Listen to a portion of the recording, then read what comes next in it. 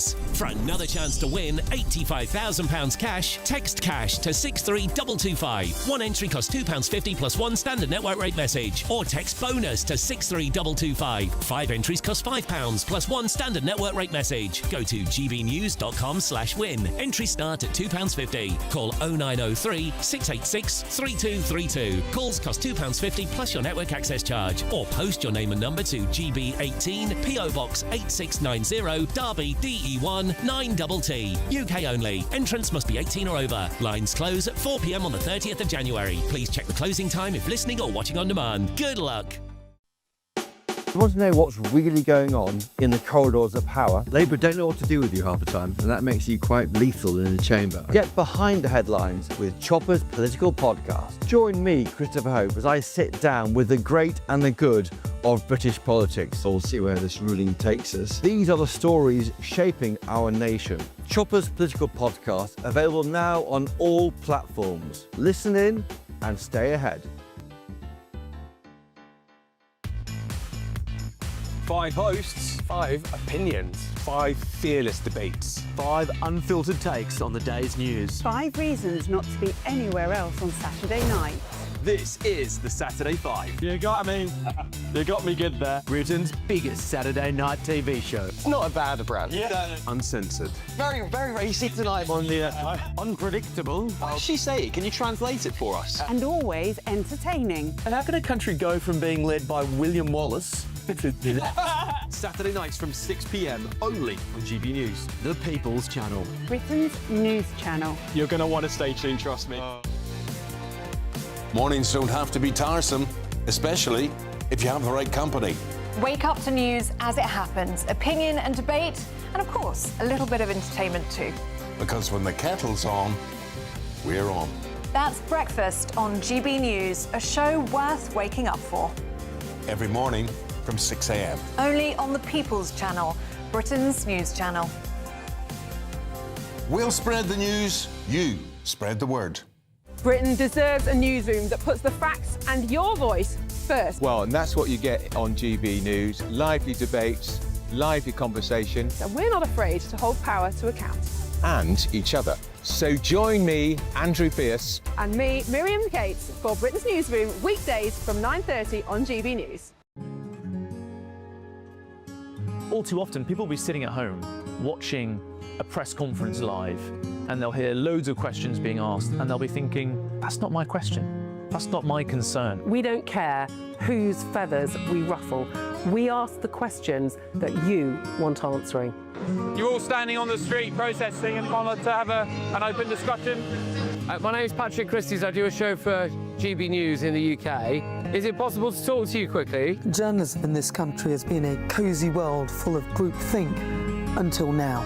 Well, this is the best view ever of Whitehall, looking out across all the tractor drivers of England who've come together to make their point. Hello, so as you can see, I'm here in Westminster as the protest begins. Yes, I'm very much in the thick of it. Look, we're challenging narratives here at GB News, and that's what sets us apart.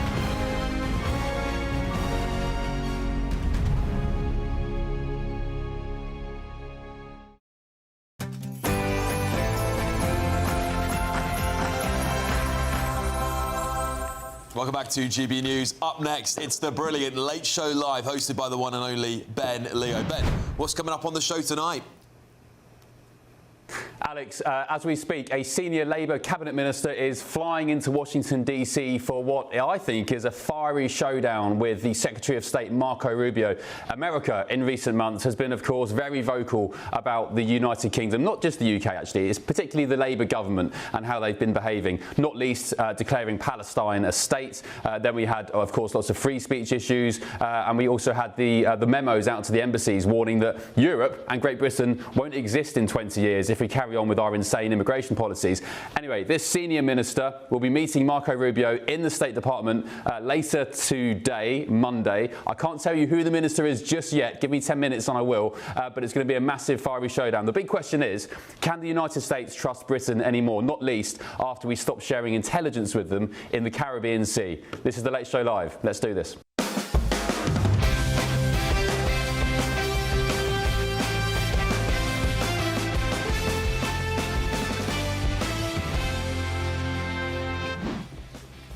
Hello, good evening. Hope you're well. On the Late Show Live tonight. Well, this really is an incredibly sad situation. At the heart of this is a father and a daughter who have been estranged from each other for a number of years. Our very own Cameron Walker there will bring you the latest on Meghan Markle's row with her father. The update is that apparently Meghan no longer has his phone number. He's still in a hospital bed in the Philippines. Also tonight. Go after the criminal gangs, to smash the gang networks. Go after the dangerous gangs. Go after the criminal gangs. Well, there you go, secrets out. It's Yvette Cooper, the Foreign Secretary. She's travelling to the United States right now as we speak to meet her American counterpart Marco Rubio in what's expected to be a very fiery Washington DC showdown. After being accused of letting down the US multiple times this year, can America really trust Britain anymore with national security? They voted against the national inquiry 3 times, so the victims don't believe them. They can say no as much as they like. It is on the record. They don't like it, but it's true. Now, one of the victims has quit. They believe that the inquiry will downplay the racial and religious motivations behind their abuse. Aren't the victims right when they call it a cover-up? Well, first Labour called it a far-right bandwagon. Now they're not getting on with the job. Kemi Badenoch now, the Conservative leader, she's pressing ahead with her own inquiry. She's absolutely furious. She's expected to recommend a draft of proposals to go ahead with getting justice for grooming gangs victims. Will the Labour government finally listen? We'll also be cracking open tomorrow's front pages, hours before the ink's dry. And of course, we're live in Washington, DC, just yards from the White House, bringing you the stories America's talking about and that matter to Britain too, including this one. And victims of violent crime aren't the only people who lack free speech rights in Europe. So do we have free speech in Europe and Great Britain? I think I can probably answer that myself, or is it full of censorship? We'll discuss that in just a moment. I'm Ben Leo. This is The Late Show Live, and our night's just getting started.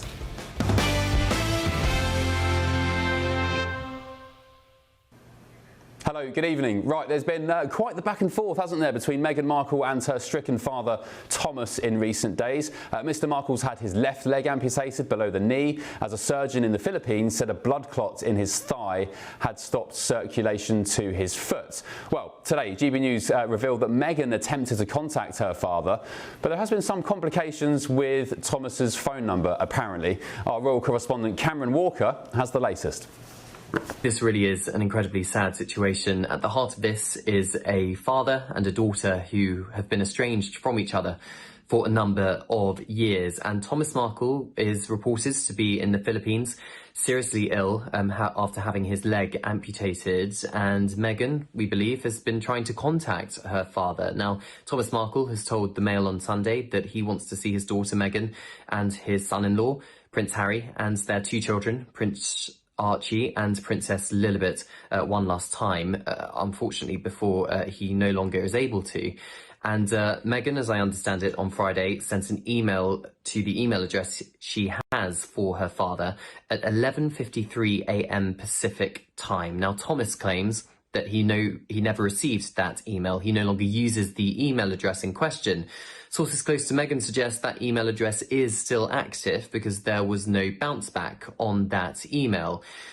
24 hours is a long time, or 48 hours is a long time. And over the weekend, I understand that Meghan's team have made repeated attempts to try and contact Thomas. Meghan has got to the point where she has been literally ringing round hospitals herself, essentially cold calling them in the Philippines, trying to find out which hospital Thomas is staying in. Now, you may be wondering, well, why doesn't Meghan just call her father? Well, she, as I understand it, no longer has the phone number that she had for Thomas. Thomas claims he hasn't changed his phone number since becoming estranged from Meghan, but Meghan says, well, I no longer have that phone number, or at least her team suggests that is the case. What's adding a bit of a tricky situation to this is that there is a Mail on Sunday journalist with Thomas inside the hospital with him and with Thomas Jr., who is Thomas's primary carer and Meghan's half-brother. Now, that journalist has had a relationship with Thomas Markle since 2018 and has basically offered to act as a mediator between Meghan, who's in California, and Thomas, who is in the hospital in the Philippines, by giving a phone number or an email address or giving them a way to get in contact. according to Team Meghan, or Meghan's staff, that hasn't happened yet. They have not received any phone number or an email address. So as I said, desperately sad. At the heart of this, a daughter who is trying to contact her father and a father who wants to be in contact with her daughter. But as of yet, it's not happened. All right, that was Cameron Walker there, GB News' own royal correspondent. Let's speak to the former royal butler, Grant Harold, now. Grant, good evening. Of course, you were the butler to the then Prince Charles, now obviously King Charles. Do you think this sort of latest chapter of the Sussex psychodrama will be garnering the King's attention, or does he not really care? Hello, Ben. Thank you for having me on. He will care. He'll be very, obviously, following, if not following personally, he'll be getting updated on exactly what's going on, because the whole thing is really sad. And obviously, again, you've got the two different sides with the different stories. But I kind of can believe it, because I know that if you have lost somebody's number or lost a way of communicating with them, I know that emails, we all been there where we have old email addresses that we no longer use. So it's completely feasible what she's saying. But then, as a lot of people will think, well, it's the Duchess of Sussex, surely she has got ways of being able to contact people, even if it is going through, possibly even through the palace, possibly. Yeah, and also, Grant, I've been looking at this whole thing, and I said last night with Thomas Markle, he got himself into this situation with his daughter because he went and rigged some paparazzi shots for the Mail on Sunday ahead of the wedding. Do you remember the pictures, him getting sort of measured up for a suit and so on? You know, they were fixed. He organised those. I think he got some money for them because perhaps he was skint. But he's done it again, Grant, with this situation in the hospital bed. Poor bloke. I sent my best wishes to him for having his foot amputated. You know, what a nightmare. But the first thing he does is invites Caroline Graham from the Mail to his bedside for quotes and videos. And I just think, look, I'm not a big Meghan fan, but I just think, come on, Thomas Markle, have you not learnt your lesson from last time? I agree with you, Ben. I totally agree with you. I think it's not wise what he's doing, because if you are genuinely wanting to fix this relationship with his daughter and he wants to show her that, you know, he's learned from the mistakes of the past, why would you then have a journalist come back in to see what he's up to, see what's happening, to report on it? Obviously, there'll be money being exchanged for this as well. So again, it's kind of doing what he did before, and that's what's difficult for Meghan, because obviously she wants to reach out and contact him, but then she's also aware that when she does contact him, that those conversations could then be relayed, or will be relayed, to the journalists, and then we'll all get to read about it, which is really difficult when this is at the end of the day, this is a private matter. This is a father and daughter. A father has had an operation. The daughter wants to reach out to the father to see if he's okay, or to see what she can do, potentially. And it's not going to be a private matter because of what he's done. Yeah. Just before I let you go, Grant, have you seen the front page of The Sun tomorrow, maybe on the website? Prince Harry's won the chance to review that Home Office decision for his security. Have you seen that, or have I just thrown it on? I haven't. No, I haven't, actually. Which he'll obviously be happy about, because I mean, this has been something that's been on, he's been kind of fighting towards for quite a while now, hasn't he, with this whole thing with his security, his protection for him and his family in the UK.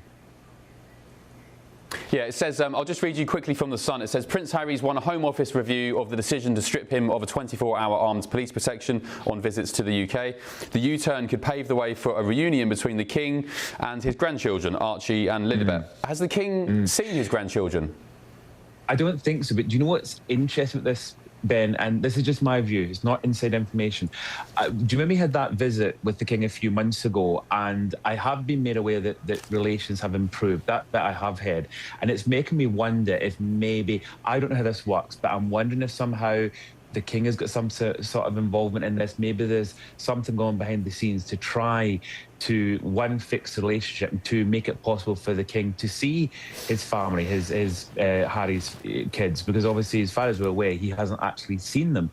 So maybe this is the King's way of actually doing something. Maybe he's felt the time has come now to actually make amends, and maybe this is the beginning of it.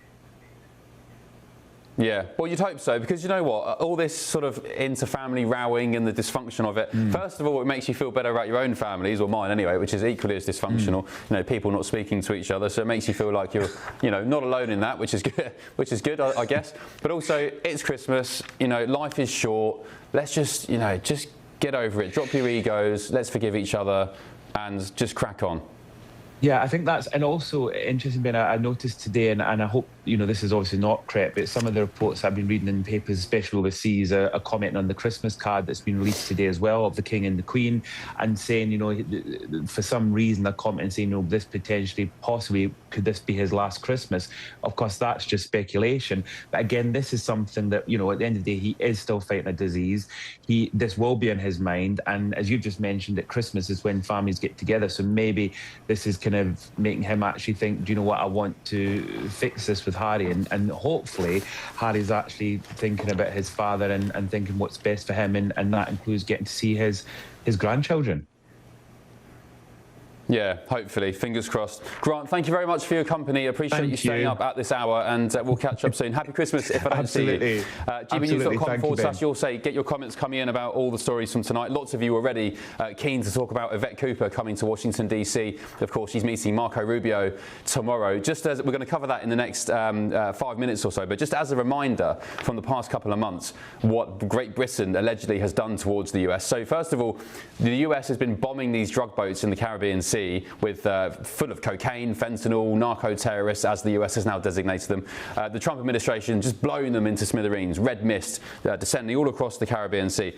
As a result of that, the Labour government kind of said, well, you know, is it abiding by international law? Shouldn't these people have due process? So we stopped sharing intelligence with the US military off the back of that. I mean, I'd argue we're letting our allies down. Secondly, we recognised, or Keir Starmer recognised, Palestine as a state. Marco Rubio very vocal about the fact that France and the UK almost scuppered that peace deal with Hamas and Israel. And then, of course, we get on to the likes of mass migration, multiple warnings from the United States towards Great Britain and Europe. The warning yesterday from a national security paper saying that civilization in Europe and Britain in 20 years won't look anything like it does now if you don't sort your migration problem out. So I just wonder, what is Marco Rubio tomorrow, on Monday, going to be saying to Yvette Cooper when she sits down in front of him at the State Department? Is he going to give her a bit of a rollicking? Will Yvette Cooper respond in kind? It's a special relationship which needs to stay that way, and I just fear for, at the moment, the way that the Labour government is going and treating our American allies. gbnews.com/your say. Panel, very quickly on Harry, Meghan, the sort of, who is the, not Jeremy Kyle, who's the US talk show host, used to have family rows?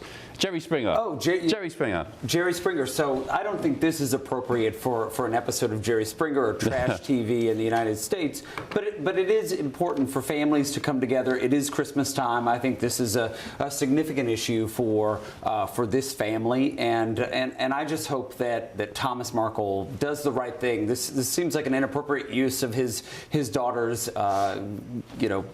the headlines that she makes, for him to sort of navigate his way into this, and I don't think that's appropriate. I think they should work together.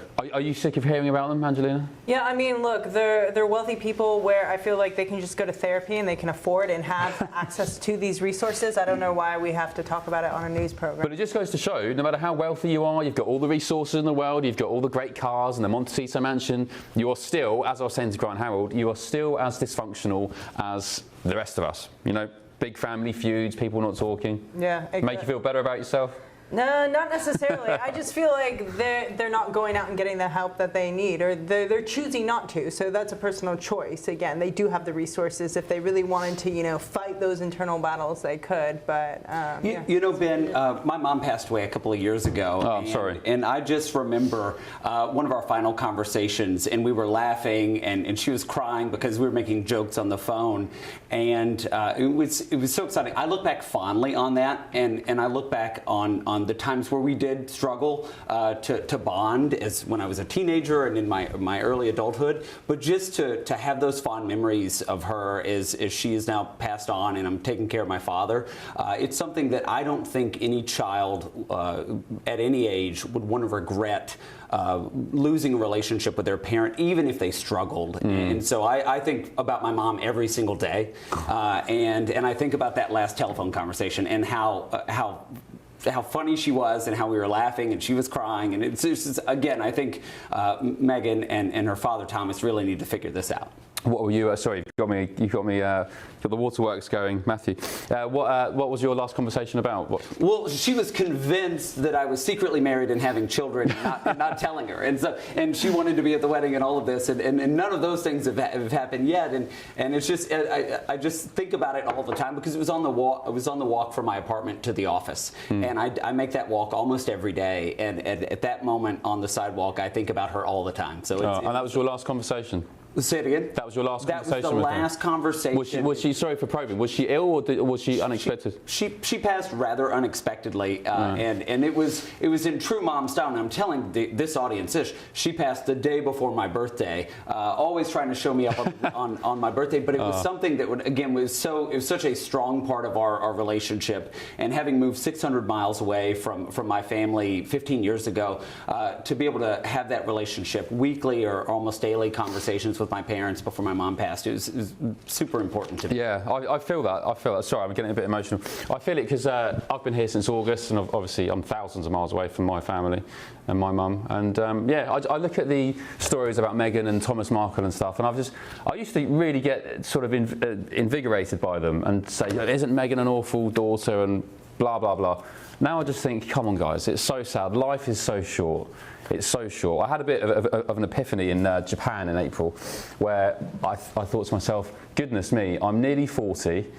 My son, who I remember holding in my hand, in the palm of my hand, is now very, very big. He's a tall 6-year-old, looks like a 9-year-old. I said, soon he'll be 10, soon he'll be moving out. And I just had a really clear, conscious moment of how quickly time goes. So I'm now, when I see stories like Meghan Markle and Thomas Markle and the King, and I just think life is so short. Don't waste it doing this kind of stuff. But do you think that our generation maybe has that new approach to parenting, that maybe we want to parent a way where we're not pushing our children away, where the older generation, they didn't really think about mental health in the same capacity we do, and how we are there for our children? Are we there in different ways in which we're not pushing them away and we're creating stronger bonds so that doesn't happen?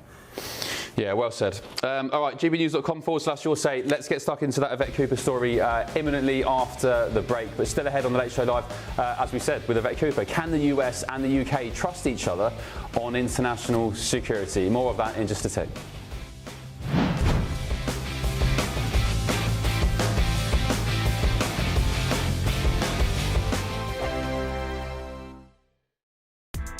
Join me, Nana Akwe, for an informative, interactive news programme with a difference. It's fun. No, he didn't say that, Dave.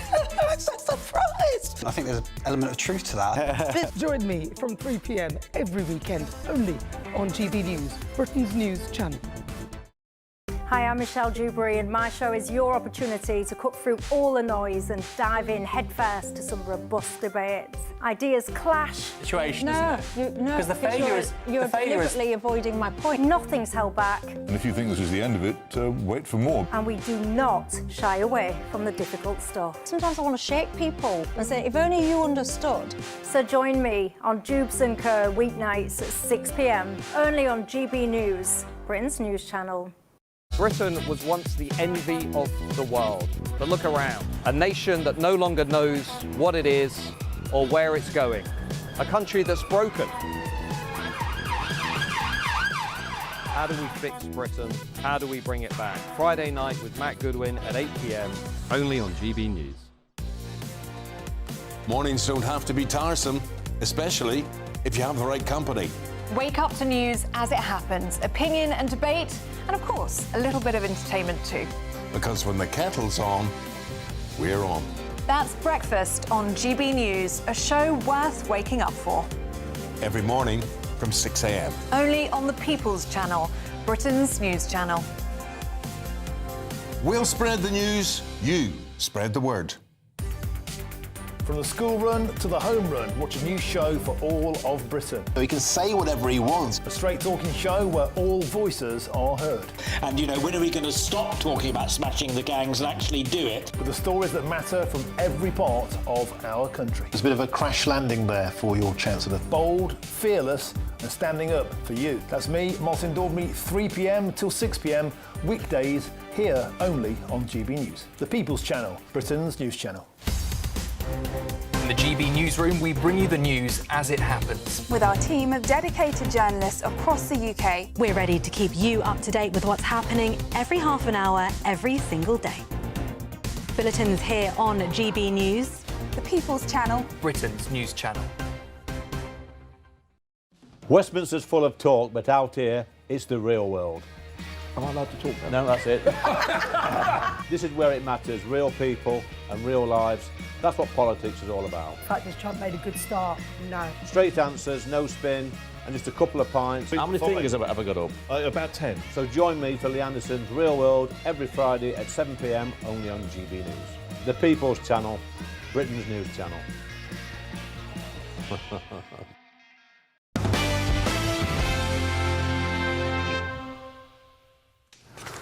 Hello, welcome back to The Late Show Live with me, Ben Leo. Two very quick comments on gbnews.com/your say. One I can't read out because it's very funny, but I can't read it on air. It's about Yvette Cooper on a plane. You can see it for yourself if you're on your say.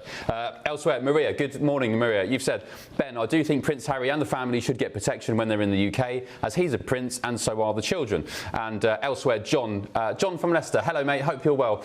You've said, I'm 53, I've lost 2 brothers, my mother, father and my son. I know you've lost your son, John, actually. That's, yeah, thank you for reminding me. Terrible. Life is too short, and now we're spending every minute with our grandchildren. Love to you, John, and the family this Christmas back home in Leicester and Blighty. Right, let's move on to that Yvette Cooper story, shall we? The Foreign Secretary, she's in Washington, D.C. in just a few hours, set to meet the US Secretary of State, Marco Rubio. She'll tell Mr. Rubio that the United Kingdom can be trusted on international security, but Marco Rubio isn't the biggest fan of the UK in recent months. That's after previous attacks over England's recognition on Palestine. With me now is the former British Army spokesperson Mike Shearer and the Republican Steve Gill. Good evening, chaps. Thanks for your company. Mike, amongst recognising Palestine in a state which Marco Rubio said nearly scuppered the peace deal, in recent months we've had the withholding of intelligence in the Caribbean Sea to do with narco-terrorist drug boats full of cocaine and fentanyl. President Trump retweeting things on Truth Social saying that the United Kingdom has surrendered itself over immigration. And then you have the likes of the memos, the cables that have gone out to European embassies and the British embassies warning us to pull our socks up over migration, else our civilization won't be there in 20 years. So can the US trust the United Kingdom anymore, Mike? This is complex, and the US are right. We do need to pull our socks up. When the United Kingdom recognized Palestine as a state, it's not a state.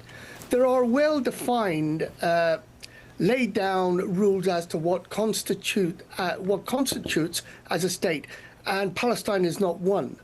It needs to have a people, it needs to have borders, it needs to have a currency, it needs to be doing trade. It has none of those things. If the United Kingdom really wanted to recognize a state that deserves to be a state, it should be Taiwan.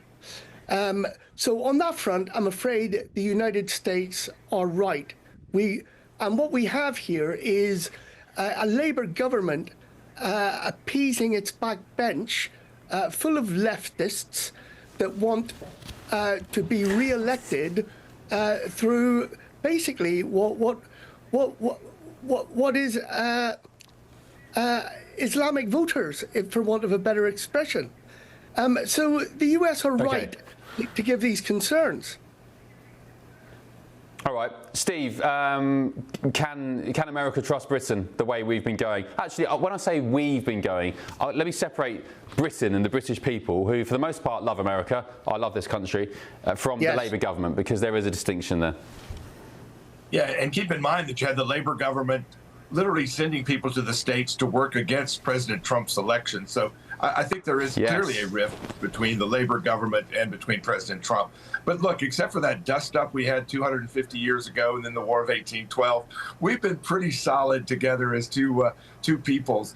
And I think that the good news is that President Trump has the ability to talk straight with those we do have a great relationship with. He doesn't have to tiptoe around it. And I think that President Trump talks tough and talks straight in the way that close allies should be able to do.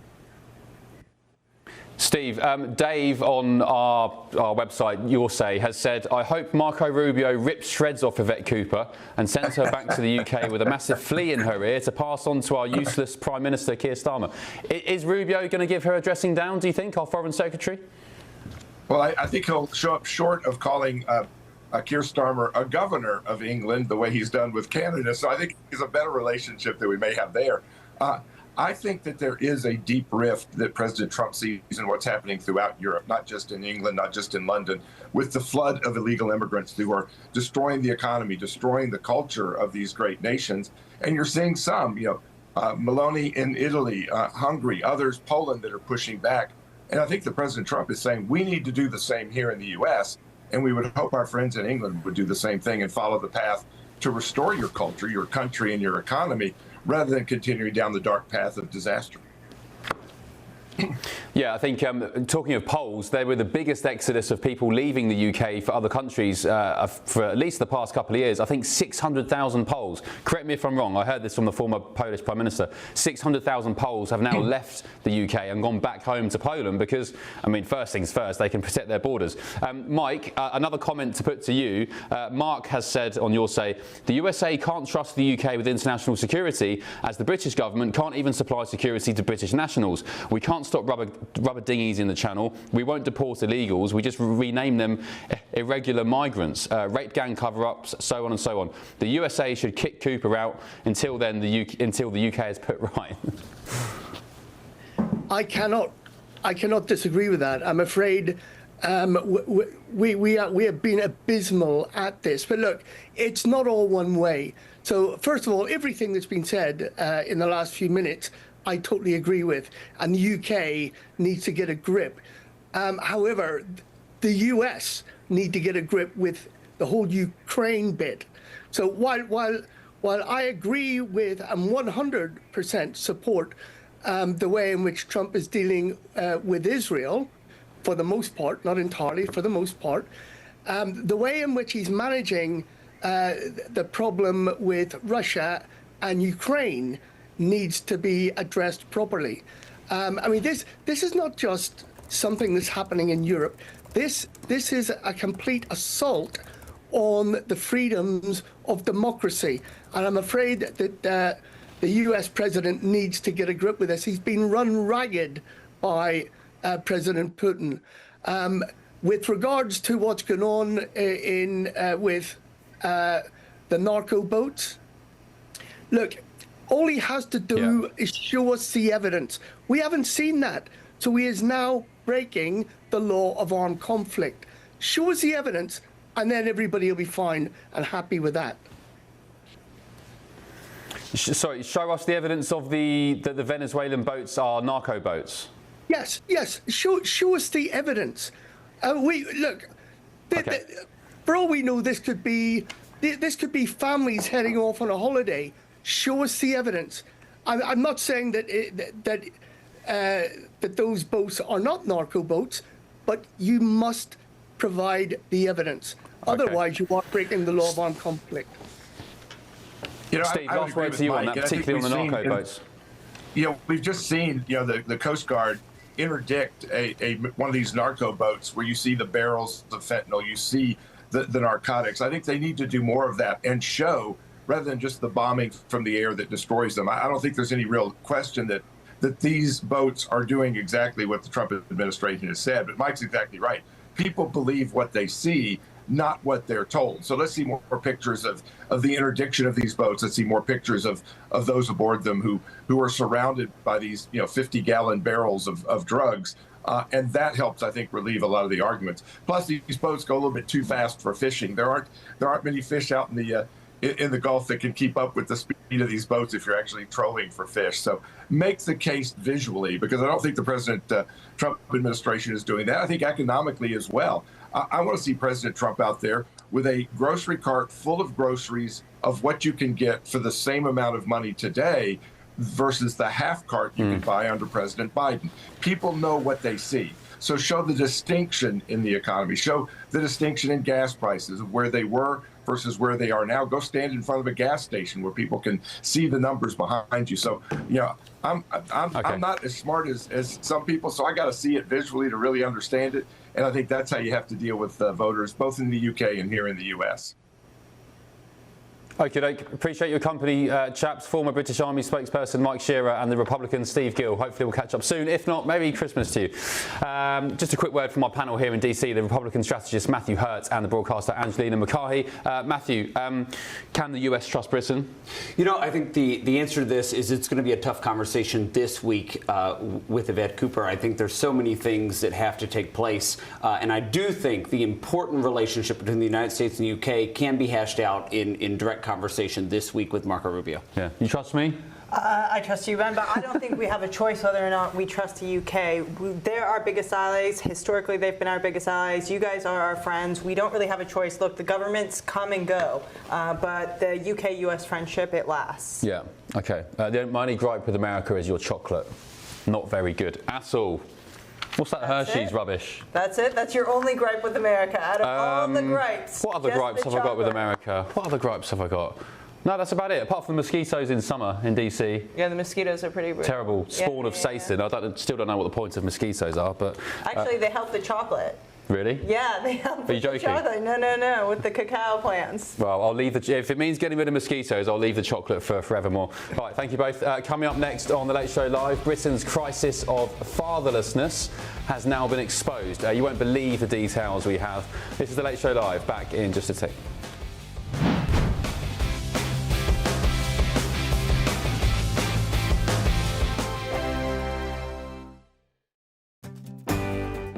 I'm Michael Portillo. This is GB News, the People's Channel, Britain's news channel. Westminster, the ultimate clique. And you're fighting like rats in a sack. But here on the Camilla Tominey Show, we ask the questions the establishment media is too scared to ask. OK, let me ask you a straight question, because I know you're a straight-talking politician. Whether it's net zero, illegal immigration or law and order, nothing is off limits. You had the power then. Yeah, as I and say, now you've lost it. That's the Camilla Tominey Show, a politics show that's fearless. But no, let me finish my question if you don't mind, because it is my show. Sundays at 9:30, only on GB News, the People's Channel, Britain's news channel.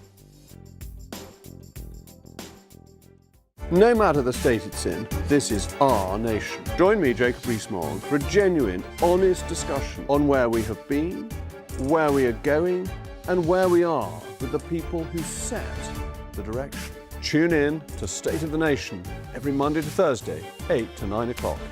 Only on GB News. Britain deserves a newsroom that puts the facts and your voice first. Well, and that's what you get on GB News. Lively debates, lively conversation. And we're not afraid to hold power to account. And each other. So join me, Andrew Pierce. And me, Miriam Cates, for Britain's Newsroom, weekdays from 9:30 on GB News. At GB News, we love to hear from you, our loyal community. So drop us a line at gbnews.com/yoursay. There you can talk to each other and also to the presenters live on air. gbnews.com/yoursay, because GB News is your channel, Britain's news channel. Westminster's full of talk, but out here, it's the real world. Am I allowed to talk now? No, that's it. This is where it matters, real people and real lives. That's what politics is all about. The fact that Trump made a good start, no. Straight answers, no spin, and just a couple of pints. How many fingers have I got up? About 10. So join me for Lee Anderson's Real World every Friday at 7 p.m. only on GB News. The People's Channel, Britain's news channel. From the school run to the home run, watch a new show for all of Britain. He can say whatever he wants. A straight-talking show where all voices are heard. And, when are we going to stop talking about smashing the gangs and actually do it? With the stories that matter from every part of our country. There's a bit of a crash landing there for your Chancellor. Bold, fearless and standing up for you. That's me, Martin Daubney, 3 p.m. till 6 p.m. weekdays, here only on GB News. The People's Channel, Britain's news channel. I'm Stephen Dixon, and thanks for joining us on GB News, Britain's news channel.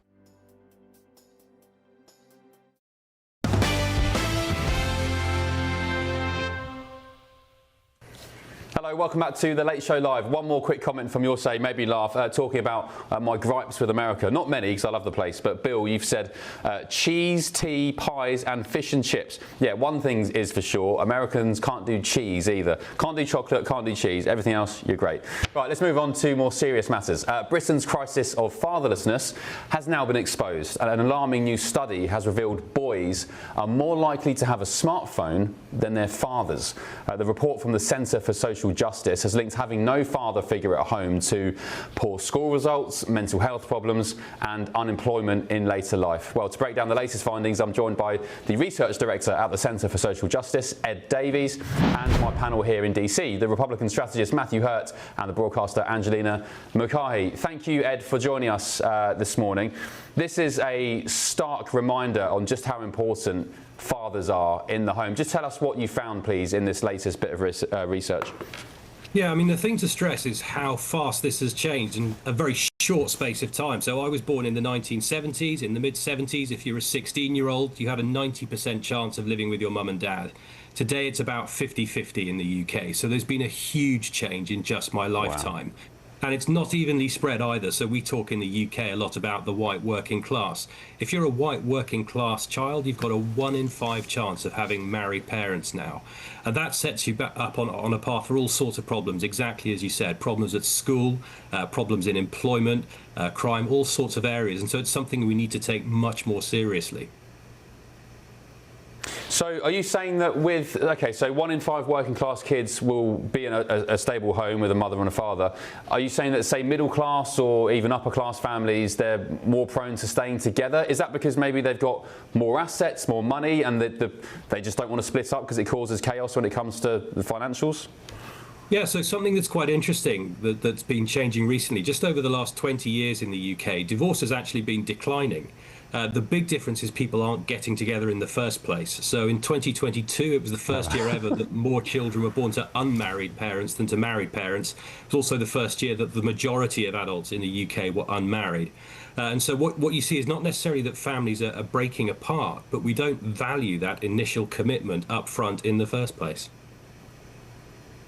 Well, I'm guilty of that exact thing, Angelina. My wife and I, my now wife, we had 2 children first, and then we got married. And we've been together 16 years, but I decided to get married 14 years after first meeting her, after 2 children. Are your parents together, Angelina, if you mind me asking? Are they married? Yeah, my parents are married. They got married. They have 9 kids.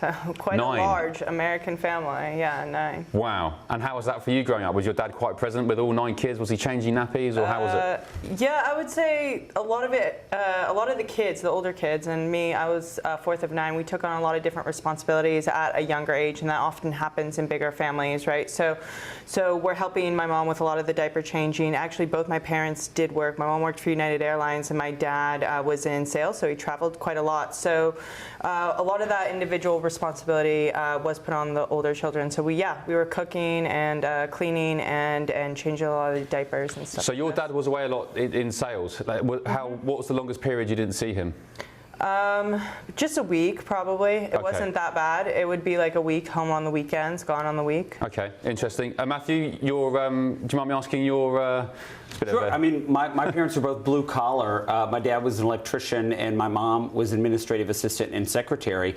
And I remember they were both present the entirety of mine and my sister's adolescence. I do remember arguments in the household growing up. They were both on their 2nd marriages, and I would joke, and oh my goodness, I'm saying this to your audience, that they were both too old to find somebody else. And so they stayed together until my mom's passing. And even now, my dad still thinks longingly of her, and she's still a central part of the family. I think that decades of social science in the United States have shown that fatherless households, particularly in the black community, have wrecked and wreaked havoc on generations. This is a generational theft of opportunity by having absent fathers or some missing parent in the household. It's really heartbreaking to see millions of children in the United States and now in the United Kingdom who are struggling with who won't even get a fresh start or a good start by having a father outside the household. Yeah. I think to have 2 present parents in your household, though, is a luxury, right? That's not something that everybody does necessarily have, even with families that are together. You don't always have the parents who are home and able to give that attention to the children. So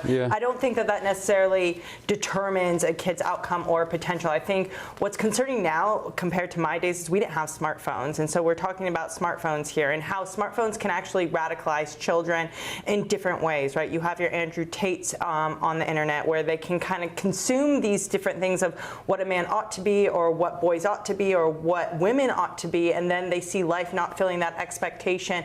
If they don't have proper role models in general, you can start to lose them to this propaganda that you see on the internet. Yeah, Ed, I guess they call it, I think the meme is fatherless behaviour, isn't it? But so can you just tell us, please, what defines an absent father? I mean, I've moved to America in August. I've seen my kids, well, I've gone no longer than 3 weeks at a time without seeing them, flying back and forth. I mean, am I defined as an absent father in that case? What is the definition? Yeah, but I think one of the things we're really keen to get across in this work is that somebody will father your son. So this is a piece of work on boys. And we are looking at who are the men in their lives that are going to raise them. And I think we have to be realistic that there are families that break apart where the dads do really well and stay involved, and there are some where they're completely absent. But in either case, are we making sure that the good people are raising our son? And to your point there about the Andrew Tates of this world, if we don't raise our kids or if we don't put good men in the lives of our boys, they will go looking to be raised by other people. And those people may not be people they like. And historically, you know, my organisation has done a lot of work over the years on gangs. Our very first gang paper was called Dying to Belong. And it was about these young boys who were looking to belong to something, who were being fathered by gang leaders. And I think what we're seeing with these online influences now is very similar. There are boys who are not being fathered. And so I think it's not necessarily about, it's very, you know, there are so many shades of grey. And we use marriage because it's a good hard proxy. But fundamentally, we have to ask ourselves, are we raising our sons? And if we're not, are we making sure that good men are? Because if we don't, then malign influences will come in. Okay, interesting. So Ed, just whilst you're here, on my situation, not seeing them for more than three weeks at a time, do you think that's harmful to children? I get a flight home as often as you can. Yeah. All right, I'll take that as a gentle nod. Ed, thank you very much, appreciate it. Ed Davies, Research Director at the Centre for Social Justice, and to my panel as well. gbnews.com/Your Say, let us know what you think of that. Yeah, still ahead on The Late Show Live. We'll bring you the biggest headlines before they hit the shelves tomorrow in all the front pages. This is The Late Show Live. Oh look, there's Lando Norris. He won his first World Drivers' Championship today at the Formula 1 Grand Prix in Abu Dhabi. Well done, Lando. Back in just a tick.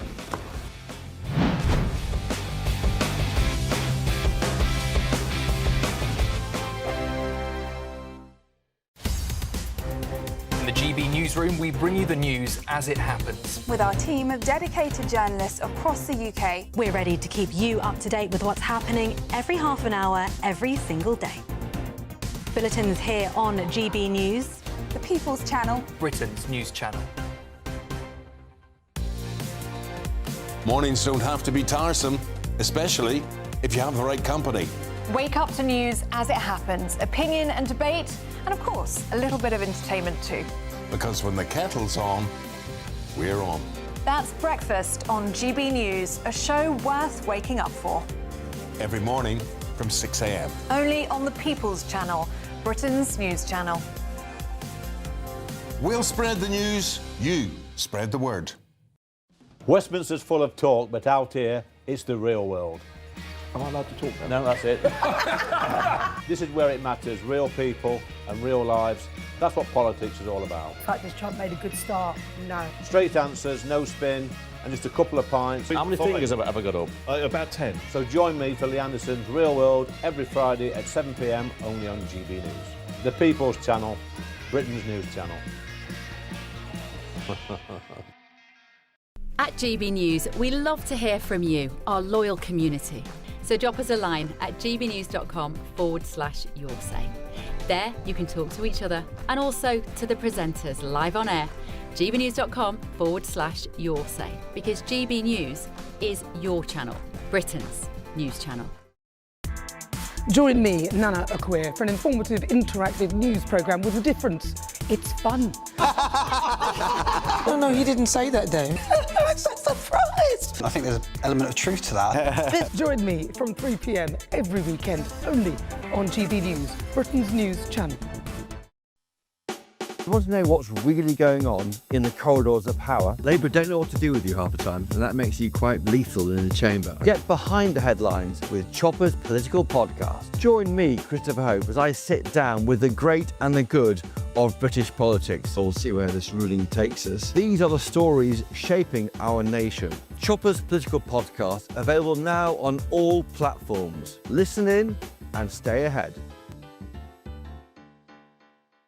Hi, I'm Michelle Dewberry, and my show is your opportunity to cut through all the noise and dive in headfirst to some robust debates. Ideas clash. Situation, no, isn't it? Because the failure is... You're deliberately avoiding my point. Nothing's held back. And if you think this is the end of it, wait for more. And we do not shy away from the difficult stuff. Sometimes I want to shake people and say, if only you understood. So join me on Jubes and Co. weeknights at 6 p.m. only on GB News, Britain's news channel.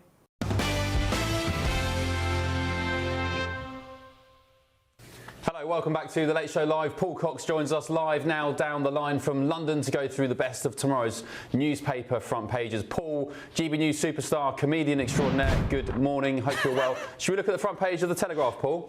Yes, please. There's an incredible story on here. The headline doesn't give it away fully, but right-wingers branded danger to children. I mean, make of that what you will straight away. But this is all about Jamie Michael. Now, Jamie Michael, for those who aren't aware, was an ex-Royal Marine that, after the Southport riots, put out a 12-minute video criticising illegal immigration. Now, he was arrested, like Lucy Connolly was arrested, but he pled not guilty. He didn't go through the system. He pled not guilty and got a jury trial. That jury trial lasted a day or so, but within 17 minutes, that jury decided he was not guilty. By the way, he was held on remand for that tweet, or for that video, for 17 days. Now, since then, his life's been made very, very difficult for him. And this is what's happening here. He is trying to be a coach with a youth football team, and they're preventing him from doing so because they're saying it's a safeguarding issue. Now, this guy was acquitted. So the headline is saying right-wingers branded danger to children. What they're saying here is people with the wrong views are a danger to children. Now, that is absolutely outrageous on so many different levels. This man was acquitted. This man has not committed a crime. This man is trying to support the community. He's being punished for saying the wrong thing, and that is as simple as that. Yeah, and also he's an Iraq war veteran as well. He's not just any old Joe Blogs. He's a guy who's given his life for this country, went to war for this country and democracy, and he's now being shafted by it. Paul, just remind me, what was the video he posted? So he posted a video. He was rambling through the Welsh countryside, and I think he used the word scumbags at one point to describe some of the asylum seekers that he'd come across. Now, there's two things here. Make of that of what you will. You know, perhaps that's not a very nice thing to say about a group of people, but this is a group of people that have done some not very nice things to the communities in which they've been foisted upon. Also, that's free speech. That's free speech. So the Americans on your panel will be wondering what on earth's going on, but if they've been part of this show long enough, they'll know that we don't have the liberty of free speech in this country in the same way. So the video was just a warning saying, look, it was just some of his thoughts saying, look, this is what I think. Yeah, got it. So it was also posted, I'm just reading, it was posted, this 12-minute video, in the aftermath of Southport. So echoes of Lucy Connolly, eh? The only difference here is Lucy Connolly was bounced into giving a guilty plea by some junior solicitor, and she ended up in prison for it, giving a 2.5-year sentence. And the difference here is this chap decided to go to jury, and of course, you know, 12 jurors have common sense, so they said, don't be so ridiculous. Matthew Hurt, can you believe, or could you imagine a scenario in your great country, the United States, where somebody is hauled in front of a judge and a jury for posting a video complaining about migrants, and the worst thing he said was they're scumbags and psychopaths? Well, you know, under the President Obama administration, not even a decade ago, we had federal law enforcement targeting conservative activists. It's only one step away from identifying whether or not these people can serve, but by that I mean these activists can serve as parents, moms and dads, a big portion of the show that we're talking about tonight. I think it's absolutely outrageous to criminalize a political viewpoint, a fairly mainstream political viewpoint, and to have someone's life ruined and other opportunities ruined because he or she espouses a conservative or right of center or traditional viewpoint. Yeah. Angelina, do you think this is overreach by the UK authorities, by the police? Well, I feel like I can't help but to wonder if this is similar to what has happened in the US, which is protesters advocating for Palestine have lost their jobs or have been doxxed or have been kicked out of Columbia University, you know, losing other opportunities to them. So how is this situation, I guess, different from someone who's out at a protest, peacefully protesting, expressing their political views, getting doxxed or losing their job in that sense? So I would argue that actually the freedom of speech in America is under threat as well. Matthew, do you agree with that? You know, I think there's a difference between a government saying you're guilty of wrongthink, very Orwellian, and exacting a punishment that only government can exact against its citizenry, versus someone espousing a viewpoint that is inconsistent with the corporate culture or the educational culture of wherever it is they represent. You know, my employer full-time, if I were to espouse views that were wildly different than the culture or the political philosophy of most of its employees, my employment would be in question. I think that's an important distinction. You have a First Amendment right to express your views in the United States. That doesn't then protect you from the consequences of some of those actions, but it does protect you from the government being able to fine, jail, imprison you, or take your children from you. But what if that company is the government? So then what is the government's standards or bylaws for its employees on the freedom of speech? Well, it's a great question. I think then the question applies to the government. You have additional First Amendment views which are protected, again, from government encroachment. And so if your employer is the federal government, you may be able to there's recourse there, I think. But it's certainly different in the private sector where people are responsive, businesses are responsive to customers. And as we see this from time to time on social media, an outrage will foment on X or somewhere else, and it compel or at least strongly encourage a business to take action against an employee. Well, then could you argue that the capitalist and corporate market actually deters freedom of speech here in America? Well, it could in some instances. It deters or reroutes views that are on the right or the left. It could in either viewpoint could fall victim to this in a marketplace of ideas and at the point of employment. There's actually some distinction here as well. You Americans, I love you, but you're talking about private companies, corporate companies, Paul, exercising their own right to serve who they want because they don't agree with their customers' views or whatever. That's fine. That's one thing. I don't see that as freedom of speech. That's freedom to exercise your right to serve who the hell you want, which is great. In the UK, and guys either side of me, maybe you won't know this, 12,000 people a year are arrested for social media posts. That's more than Russia, that's more than North Korea, that's more than any other country as far as I'm aware. People are literally getting prison sentences for things they write online. And I just think, Paul, these Americans, as much as I love them, if they think their freedom of speech is under attack, goodness me, spend a month or two in the UK. Yeah, look, the first thing I would say is that on both of those cases that were spoken about there, I would defend anybody's right to free speech. So whether you are protesting against something like what was going on with Israel and Palestine, or whether you're protesting against illegal immigration in the UK, you should be allowed to voice that without being fearful of going to prison. By the way, for the first time in my lifetime, we are treading further ahead in terms of the progress towards this dystopian future than the US. Normally we follow the US. Normally where the US goes, we follow popular culture-wise. But in terms of the culture war... We'll continue this in the next hour, if that's OK, because it's a really interesting topic. Sorry to squeeze you, but we'll sit tight, grab a coffee, and we'll come back to you, Paul. More coming up on The Late Show Live in just a tick. First, though, let's get your weather. Don't go anywhere.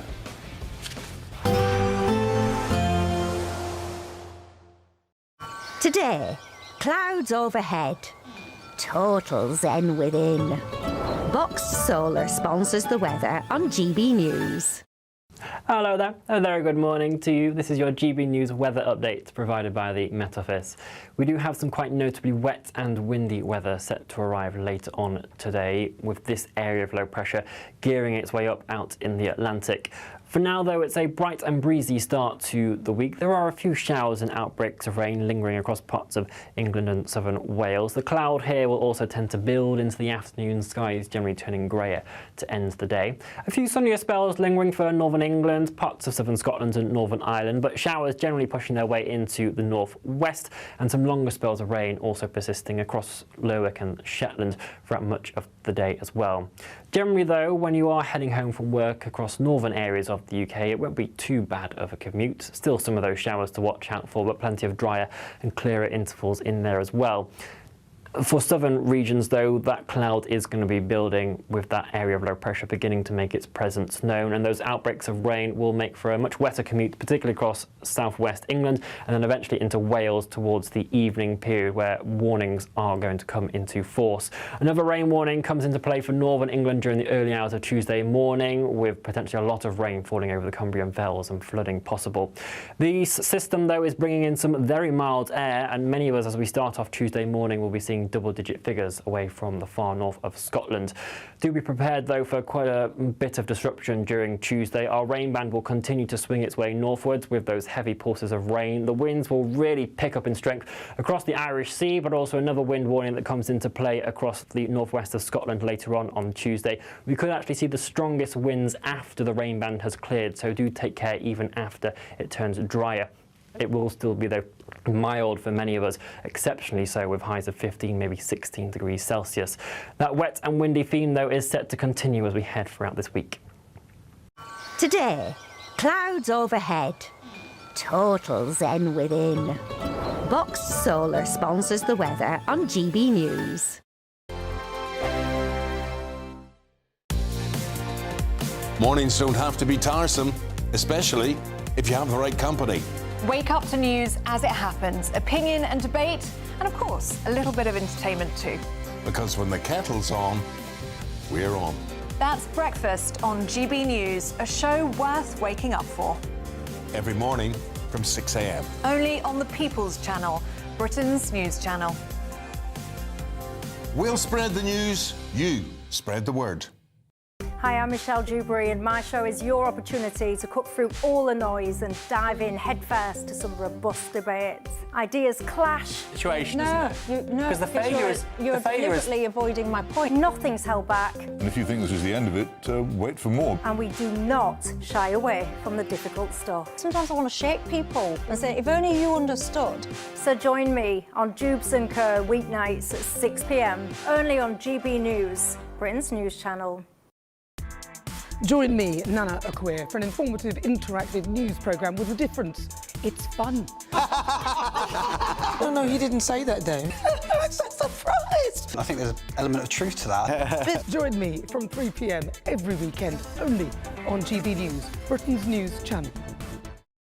At GB News, we love to hear from you, our loyal community. So drop us a line at gbnews.com/yoursay. There you can talk to each other and also to the presenters live on air. gbnews.com/yoursay, because GB News is your channel, Britain's news channel. Westminster, the ultimate clique. And you're fighting like rats in a sack. But here on the Camilla Tominey Show, we ask the questions the establishment media is too scared to ask. OK, let me ask you a straight question, because I know you're a straight-talking politician. Whether it's net zero, illegal immigration or law and order, nothing is off limits. You had the power then. Yeah, as I and say, now you've lost it. That's the Camilla Tominey Show, a politics show that's fearless. But no, let me finish my question if you don't mind, because it is my show. Sundays at 9:30, only on GB News, the People's Channel, Britain's news channel. From the school run to the home run, watch a new show for all of Britain. He can say whatever he wants. A straight-talking show where all voices are heard. And, you know, when are we going to stop talking about smashing the gangs and actually do it? With the stories that matter from every part of our country. There's a bit of a crash landing there for your Chancellor. Bold, fearless and standing up for you. That's me, Martin Daubney, 3 p.m. till 6 p.m, weekdays, here only on GB News. The People's Channel, Britain's news channel. I'm Tom Harwood. This is GB News, Britain's news channel.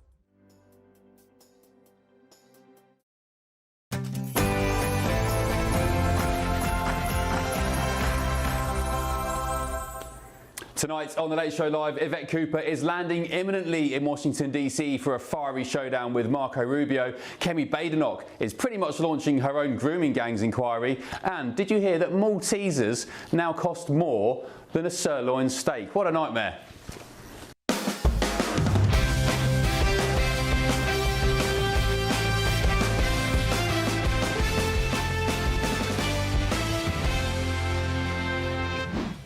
Good evening, hope you're well on The Late Show Live tonight. Go after the criminal gangs, to smash the gang networks. Go after the dangerous gangs. Go after the criminal gangs. Cooper, the Foreign Secretary, will meet her American counterpart Marco Rubio later today in what's expected to be a fiery showdown in Washington, D.C. And after being accused of letting down the US multiple times this year, the question begs, can America still trust Britain with national security? They voted against the national inquiry 3 times, so the victims don't believe them. They can say no as much as they like. It is on the record. They don't like it, but it's true. Now, one of the victims has quit. They believe that the inquiry will downplay the racial and religious motivations behind their abuse. Aren't the victims right when they call it a cover-up? Also breaking tonight, the Conservative leader Kemi Badenoch wants that grooming gangs inquiry. Labour still not pulling their finger out, and Badenoch is absolutely furious. She's expected today to recommend a draft of proposals, but will the Labour government listen? Elsewhere. People don't realise why we do it. We do it for our families, we do it for them to go forward, we do it for the safety of British food. Well, surprise, surprise, a Labour report, yes, a Labour report commissioned by the government says their own inheritance tax raid will harm family farms. You couldn't make it up. We'll also be cracking open the first of tomorrow's newspapers, hours before they hit the shelves back in Blighty. And of course, we're live in Washington, D.C., just yards from the White House, bringing you the stories America's talking about and that matter to Britain too, including this one. And victims of violent crime aren't the only people who lack free speech rights in Europe. So, do we have free speech in Europe, or is it full of censorship? No prizes for guessing that one. We'll discuss that in just a moment. I'm Ben Leo. This is The Late Show Live, and welcome along to the second hour, where we've got all the stories you'll be talking about much later today, more debates, and of course, 0 ad breaks. Don't go anywhere.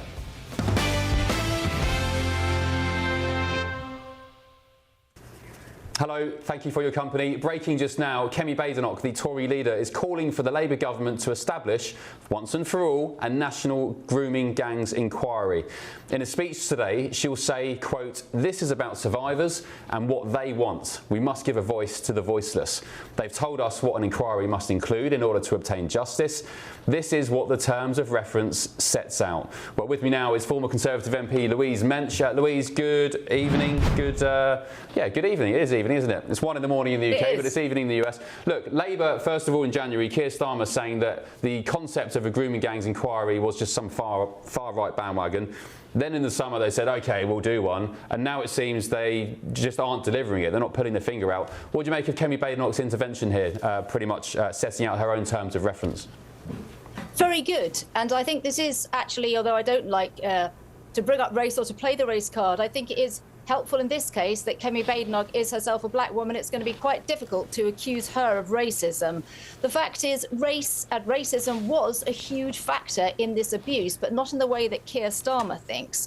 Racism of a group of Pakistani men against white girls who they saw, again in religious terms, as heretics, as kufir, as non-Muslims. Therefore, they saw them as less than human, as toys, and as people to be bandied about. So racism was a key part of this, but it wasn't racism of white people against Asian people. It was racism, sexism, and religious prejudice by a group, a particular ethnic group of British Pakistani Muslim men against white girls, and that is the fact. And Kemi's right to call for this because Labour just doesn't want to grasp the nettle. It was, after all, Labour councils that covered this up. Yeah, and also we saw the farce in October of several victims quitting the victims panel, which Jess Phillips was heading. And Kemi basically now, amongst other terms of reference, she wants the inquiry, which Labour should be launching, to specify the ethnicity of the perpetrators. I mean, how vital is that? I mean, it's the nucleus of it, isn't it? It's really vital. This was, we like to say, you know, they say grooming gangs. People on the right tend to say Islamic grooming gangs, which is true, but it's not the only thing that they were. These were Pakistani men of Pakistani extraction, now British citizens perhaps, but of Pakistani heritage.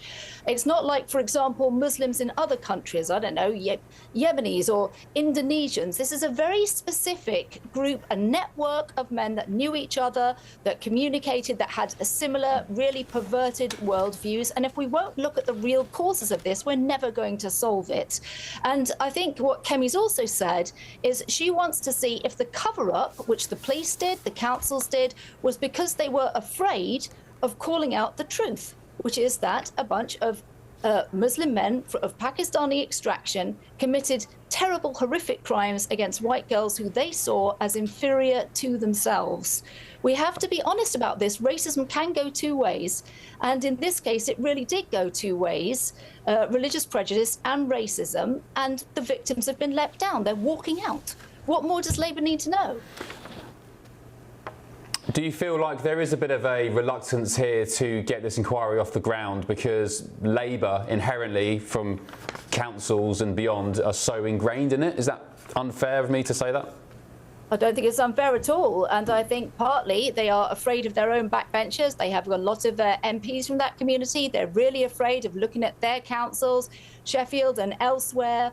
Almost all, in fact, I think all Labour-run councils that covered this up, and they don't want to look at systemic bias in the police force against white Christian girls because it is uncomfortable. We're so used to framing racism, aren't we, in the terms of white people being racist to minorities, and that perhaps historically that has been how it's normally gone, but not in this case. In this case, it was really systemic white racism against white girls, against girls that weren't from the community. And Kemi's really pulled a blinder here, and I think she deserves a lot of credit. I think Nigel Farage may be kicking himself and saying perhaps Reform should have come up with this idea. And what I would like to see, I think lots of your viewers would like to see, is for the Tories and Reform to work together on this, because we need to have one voice of opposition against Labour's ongoing cover-up. And the fact is they won't have this inquiry properly, Ben, because they don't want to find the answers. Yeah. Just on the point of Kemi, she's been in good form in recent weeks. She's been, picking up the pace, hasn't she? She's certainly making her mark. I'm going to bring my panel. Just hang the line here, Louise. Matthew Hurt and Angelina Mackay. Matthew, what's your knowledge of the grooming gangs, or the Pakistani rape gang scandal, as some people call it in the United Kingdom? Well, I've been following this for several months. It is heartbreaking, and the worst part about this is a Labour-led investigation or inquiry likely wouldn't even ask the right questions because a far-left government led by Keir Starmer is incapable of getting to the bottom of the issue, because this is a racially religious motivated attack on young innocent white girls by, as was just said, people of Pakistani extraction of a certain religious background. And you have to be able to ask the tough questions and go to members, the backbenchers who may be sympathetic to many of these communities, and say, this is an issue for a Western democracy that we have to resolve. And it is not an issue that was established and fomented in Western democracy. It came from somewhere else, from a different religious background, from a different ethnic background, and those are going to be tough questions for Labour. Angelina, is it far right to call for a national inquiry into the systematic institutional rape of young British white girls and some boys? Definitely not. Just because it disagrees with what the Labour Party is doing doesn't make it a far-right action. Obviously, you want to hear the truth. I think this brings up and raises a bigger question, is violence against women. And I feel like violence against women, even here in America, isn't taken as seriously just in general. I mean, look at how far we've had to fight just for the Epstein files. And we still to this day don't have, of course, Congress signed to release them, but we still don't have all that information. So I think, and look at Bill Cosby, look at P. Diddy, look at Harvey Weinstein, look at all these people who commit mass crimes, violent crimes, sexual crimes against women, who aren't held accountable for their actions. Louise, can I talk to you please about another breaking story tonight? So according to The Telegraph tomorrow, Keir Starmer's inheritance tax raid will harm family farms. That's not according to me or anybody at GB News or any right-wing bigots. That's according to Labour's own commissioned review. So in her independent report, Baroness Ernest Batters, who's a former president of the NFU, should acknowledge the impact of inheritance tax changes on the profitability of farms and say Labour's policy of the 20% tax rate on assets over £1 million from April next year will put pressure on farmers. But, Louise, she won't make any recommendations to the government, crucially. Oh, isn't that wonderful? Yeah, it's going to really hurt family farms, but we'll tell you the problem, but we won't come up with a solution because I think that's against Labour's religion. I think a lot of your viewers are going to be asking themselves, well, why should I care? To be quite frank, I'm struggling to make ends meet. Inflation's out of control. Why do I care if a bunch of farmers are going to be spared inheritance tax? And the fact is, if you like England's green and pleasant land, if you like driving around in the countryside, even if you yourself are from a town, if you like to get out for a day trip, if you like to go and see our beautiful rolling countryside all over, you have got to subsidise farmers. They are not out there living the life of Riley, driving around in their Rolls Royces. It really isn't a question of big agriculture. If we are going to make it impossible for farms to continue, what takes their place? The answer is the concrete jungle. So this is really very important. It's about preserving Britain as we know it and as we love it. And if we want to stay green and pleasant, then we have got to put money aside and support farmers, not tax them out of existence so you can replace them with a car park. I mean, no shade on Milton Keynes, but I don't want the entire country to look like Milton Keynes and Slough. You need green spaces as well. And that's what farms give us. Slough's all right. At least Slough's got the Mars bar factory, which you can smell from a mile off. But yeah, no, completely agree. And also farms, if people don't know, I mean, I've done a little bit of research, as you'd hope with this story, the inheritance tax. One single farm, a combine harvester, can cost £700,000. So that pretty much puts you at near the £1 million asset limit anyway. Matthew, President Trump, this side of the pond, he seems to have treated, or seems to at least have a lot of love for American farmers. He was mooting a bailout off the back of the tariff situation with soybeans, for example, really screwing farmers here. Do you care more about farmers here than we do in Britain? Ben, we fought this battle over what we call the death tax in the United States for decades.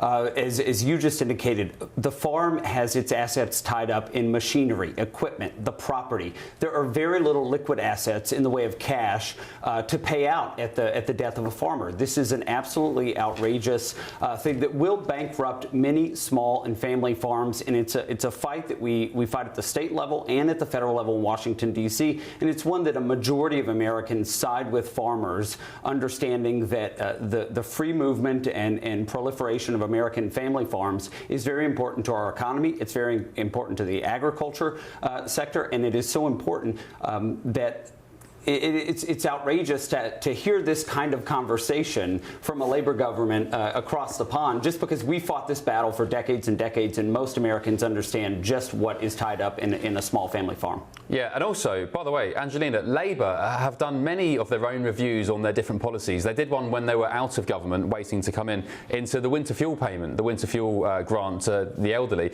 By their own research, they estimated up to, I think it was 4,000 pensioners would die as a result of that policy, and they went ahead with it anyway. Why do you think Labour are so reluctant to right the wrongs of their inane policies, Angelina? Is it a left-wing thing? I don't know if it's a left-wing thing or an institutional thing. I ask myself the same question just when you have governments in general go in with these promises or do things that you feel are counterproductive to making a good society, whether or not they're actually holding the people's best interests at hand or if power corrupts people. These are philosophical, of course, questions. I don't really have the answer to them, but I will say that whether a leftist or a right government is in power, they're often failing the people, and often it's the middle class and the working class who end up having to pick up the slack, whether it's the right or the left. And if you ask Americans today whether it's better under the right or the left, we'll complain that we have the same problems. OK, Louise, whilst I've got you, I'm going to rinse you for all your time. One more story. Breaking in the last couple of moments, Yvette Cooper is due to land in D.C. Any hour now because she's meeting Marco Rubio at the State Department imminently. The big question is whether the United States can now trust Britain on national security matters, not least because Rubio was very vocal in recent months calling out France, Macron and the United Kingdom for recognising Palestine as a state, basically saying, you guys nearly screwed that peace deal with Hamas by getting involved, by trying to virtue signal like that. Elsewhere, what was the other situation? The free speech cables going to European embassies, and of course the United Kingdom refusing to share intelligence with the US in the Caribbean Sea.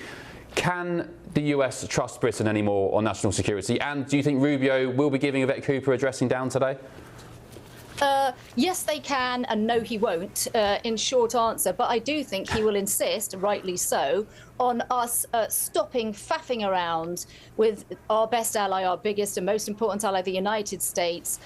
Lord Hermer, the ridiculously, seriously far left Solicitor General, is behind a lot of this, and he really does honestly have to go. I think Yvette Cooper is at low bar, perhaps, but she is one of the more sensible members of the government. She's been around for quite a long time, and she is very international security. So I am sure that we will continue to share intelligence with the Americans, but they would be, I think, forgiven for being a little bit annoyed, a little bit aggravated.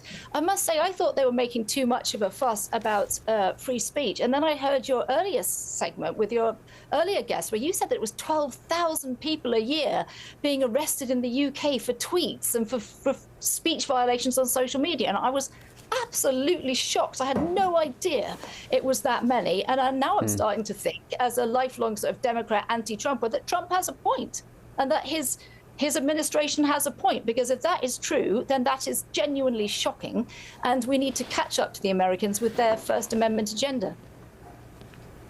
Yeah, no, it is true. Great Britain averages 12,000 arrests per year for online speech. That's between 2021 and 2023. Numbers have increased year on year, according to the data, which covers from 2017. Of course, we don't know how many were charged or found guilty in court for whatever crime they were arrested for, but the very fact of the matter is police forces and officers are wasting their time nicking people for wrong-think and thought crimes on social media. And meanwhile, Louise, we cannot get them, can we? We cannot get them to pursue shoplifters. We can't get them to pursue real crimes. So if Marco Rubio makes that point, I think it'll be well taken. Yeah, indeed. Yeah, burglaries, rapes, rape convictions, infamously, record lows. Yeah, get your priorities right. Louise, thank you very much. Former Tory MP. Thanks, I'll catch up with you soon. Merry Christmas if I don't see you. Right, gbnews.com/your say. Let us know what you think about that. We're going to continue the theme of the UK and US relationship, particularly on censorship, because I'm asking, how bad has censorship become in the UK and indeed on the continent? Because take a look at this clip from the US Undersecretary of State, Sarah Rogers. She spoke to Christopher Hope a couple of days ago. Anyway, she's now taken to Twitter to release a new clip about censorship in the UK. Take a look.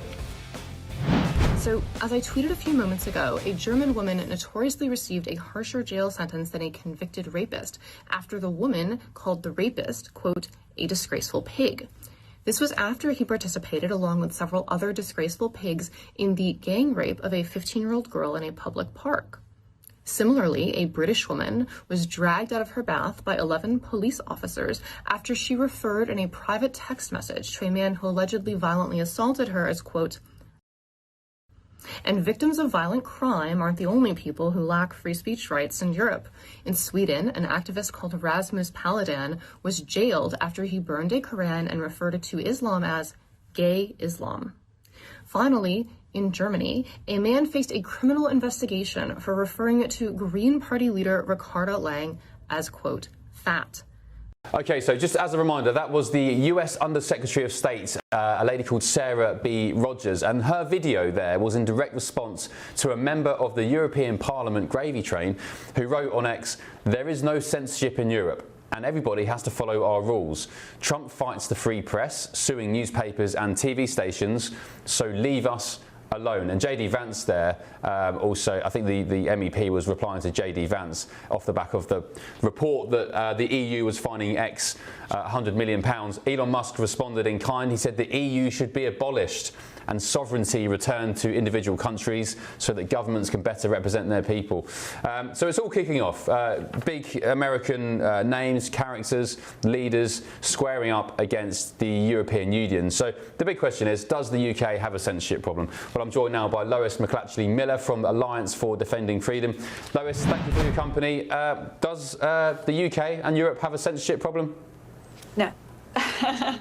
Of course it does. We all know that. We see that every day with stories coming through in the headlines. Now, whether that's online, and it's been very exposing today to see the European Union go after X as a whole, X, the public town square of the world. And, the EU has kind of positioned itself as building this ministry of truth, and today it's been exporting that globally. And this attack on Twitter, the attack on X, really exposes that attack on free speech. But we see it every day in the UK. People censored for their tweets, people censored for what they say in the street if it goes against the dominant kind of orthodoxy, the dominant narrative of the day. Yeah, and this was the tweet, again, as a reminder of the arrogant MEP. His name's Helmut, he's definitely a Helmut Brandstatter, who said, "There is no censorship in Europe and everybody has to follow our rules. Leave us alone."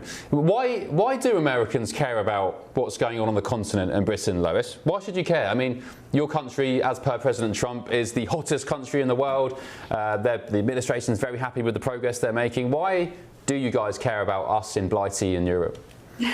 Well, I'm here in Britain, but I think that the US cares for two reasons. Firstly, because it's been beginning to impact them. If the European Union acts under this new Digital Services Act that they've brought in, they will be able to censor tweets on American platforms. Now, we've already seen this kind of international circumstance.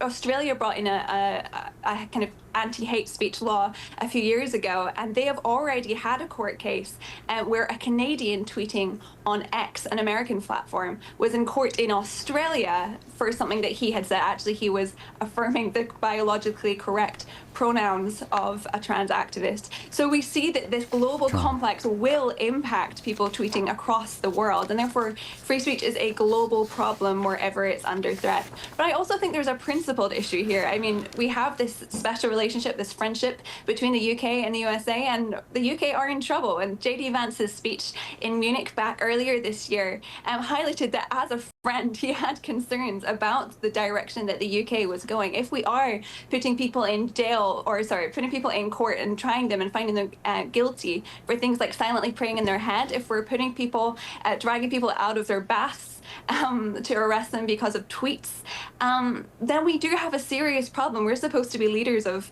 human rights, leaders of free speech in the world, and yet we will lose that position, we will lose that reputation if we carry on any further.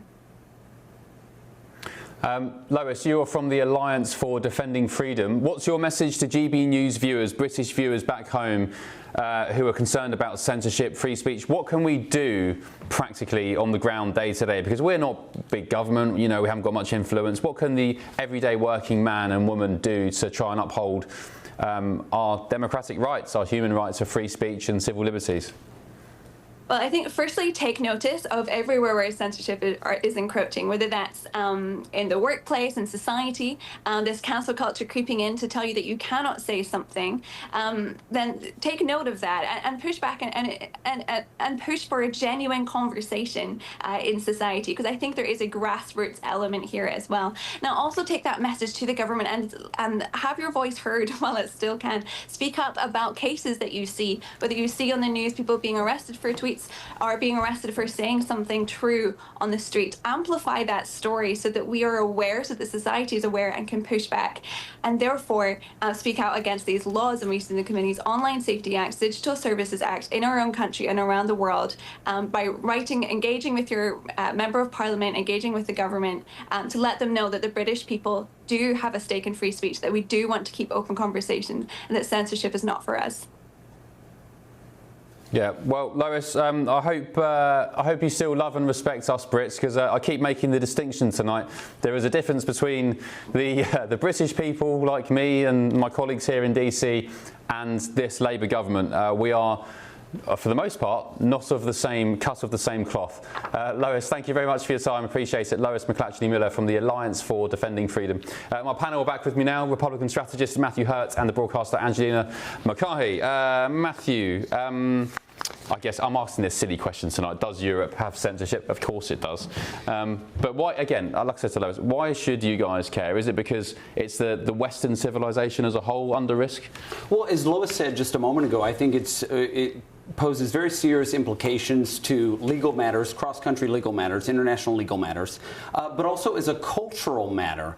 The elimination of the right to speak freely then forces people to think differently, and what we're doing is in a generation or two, we will have views that would be absolutely foreign to the audience in 20 or 40 years. I think it's very important that people are able to speak freely, that they are able to say things that are controversial, and that they aren't under threat from government, law enforcement officers hauling them into court or into jail or taking their children away from them. Yeah, I wonder what America warns in this national security memo, Angelina, that Europe wouldn't look the same, or culturally or societally be the same. I wonder what it would look like, because I couldn't imagine, say, 10 years ago, anybody getting nicked for posting a video calling migrants scumbags. I mean, yeah, okay, fine, it's not nice, whatever, but getting arrested for it. What would happen in 20 years? Are we going to be arrested for, I don't know, saying that you don't like Keir Starmer? I mean, look, there has to be, I don't think that the regulation has gone too far in Europe and the UK, but there can't be no regulation whatsoever. So look at online activity that happens here in the US. Often you see these lone wolf violent crimes that are happening, gun violence that are happening, or mass shootings that are happening. You're getting those warning signs online. And I know we've talked about that a lot on these shows. We're seeing this preemptively, this language online. So there has to be some type of censorship with what is okay versus what is not okay, and how can we stop this type of violent narrative from or how do we call out this violent narrative? It was one of your I can't remember, apologies, one of your famous, was it Kennedy, John F. Kennedy, who said the moment that you exchange your civil liberties for perceived safety, you're never getting them back. So I don't think you should be censoring anybody just because there may be some nutters online who could commit gun violence. I mean, you're giving up your children's future over fear that you get some nut job with a gun, in the example you've just given. Well, I think what we have is the opportunity to publicly rebuke and refute viewpoints that are controversial. I think that is the first line of defense against censorship and freedom of speech, is to have competing viewpoints in a marketplace of ideas, be it out on the town square or online. I think that is one of the most important things. What ends up happening when you censor views that are controversial is you drive them underground, and you create a subculture that is harder to track, harder to identify, and harder to, in the event that they create or foment violence, harder to prosecute. So I think it is, I want to see a litany of viewpoints, far right to far left, and have people call those out and bring them to the light. If you drive them underground, it's a serious problem. Well, there are certain things you can't say here in America, like you can't say bomb on an airplane, you can't say fire in a theater, right? So where are those lines online? Is that true, or is that just some meme? Is that true? It's an expression of a Supreme Court decision about 100 years ago, but it does establish a guideline or an understanding that if I were to say ex-migrants are scumbags in the instance that we're talking about from earlier in the show, it's very different than putting someone in imminent danger in a crowded place outside the White House or in a theater. Should we be applying those same principles to the internet, though, is what I'm saying? No. I don't think the internet should be censored at all. That's all. That was the glory of the internet back in the day. It was the Wild West, and that's how it should remain. Okay, fine. People are going to abuse it. People are going to say nasty things. I will die for their right to say it. I'm sorry, I'm a free speech absolutist. If there's consequences to free speech, it's not free speech. And people online like to be smart, and they say, well, there's there's free speech, but there's also freedom of consequences, or whatever the hell they say. That stupid left-wing slogan they always wheel out. Well, it's not free speech if there's consequences. Well, I think what you see online is the opportunity for these viewpoints to expand and create senses of community. You get opportunities of people of diverse and divergent views to gather and share. I do think that the answer to the threat of free speech is more free speech. The answer to dangerous speech is confronting dangerous speech out in public, out in the open, with countervailing speech. Yeah, well said. I just think, Angelina, you know, we saw it during COVID, when as soon as you start saying, well, okay, well, keep me safe, if I give up this civil liberty or give you this little bit of power, dear government, if you keep me safe in return, well, that'll be a good deal, won't it? No, you give governments power, they'll never give it back, they'll seize upon it, and you'll never see those civil liberties ever again. And I think if you're going to give up your free speech because there might be some nut job online who reads some tweet or post that inspires them to commit violence. I mean, Charlie Kirk said it as well about guns. He said, so, you know, gun violence is a result of your right to bear arms. You know, that's just a consequence of it. But we also don't have the cops showing up in those instances either. So I feel like that's also something we should be implementing, whether or not people are free or not, to spew this type of aggressive hate on the internet, fine, but are we having cops, and should we have cops follow up on that? In the UK, I don't know what kind of crimes people or what people are tweeting specifically out against that they're being arrested for. Yeah. Do you have that information? Are they violent? Are they threatening violence? Is there anything? Well, it depends on your definition of violence. Or is it a political perspective? Depends on your definition of I mean, Lucy Connolly was jailed for inciting racial violence. She tweeted, burn the hotels down full of the bastards for all I care, talking about migrants. But I think there should be some due diligence there on the police in order to make sure that our communities are safe. That if you see someone doing a crazy spat online that's talking about potentially gunning down and shooting people, there should be a process in which our authorities are going out to that person's house to check on them. Yeah, okay. Caroline, you have said, good evening, Caroline, on your say, any form of censorship is not free speech. Even saying we have free speech as long as it's within the law isn't free speech. If we cannot say what you want because of a law, the best thing people can do is savour our speech. Our speech, is our speech sweet or salty? What does that mean? Is our speech sweet or salty? Got me inspired for popcorn now. Right, still ahead on the Late Show Live, I'll bring you the full details of today's big Grand Prix in Abu Dhabi, the Formula One three-way battle for the World Championship. Was it Max Verstappen? Oh, there you go, you know who it is. It's Lando Norris, the British driver, won his first ever World Driver Championship. We'll be getting stuck into that and more just after the weather.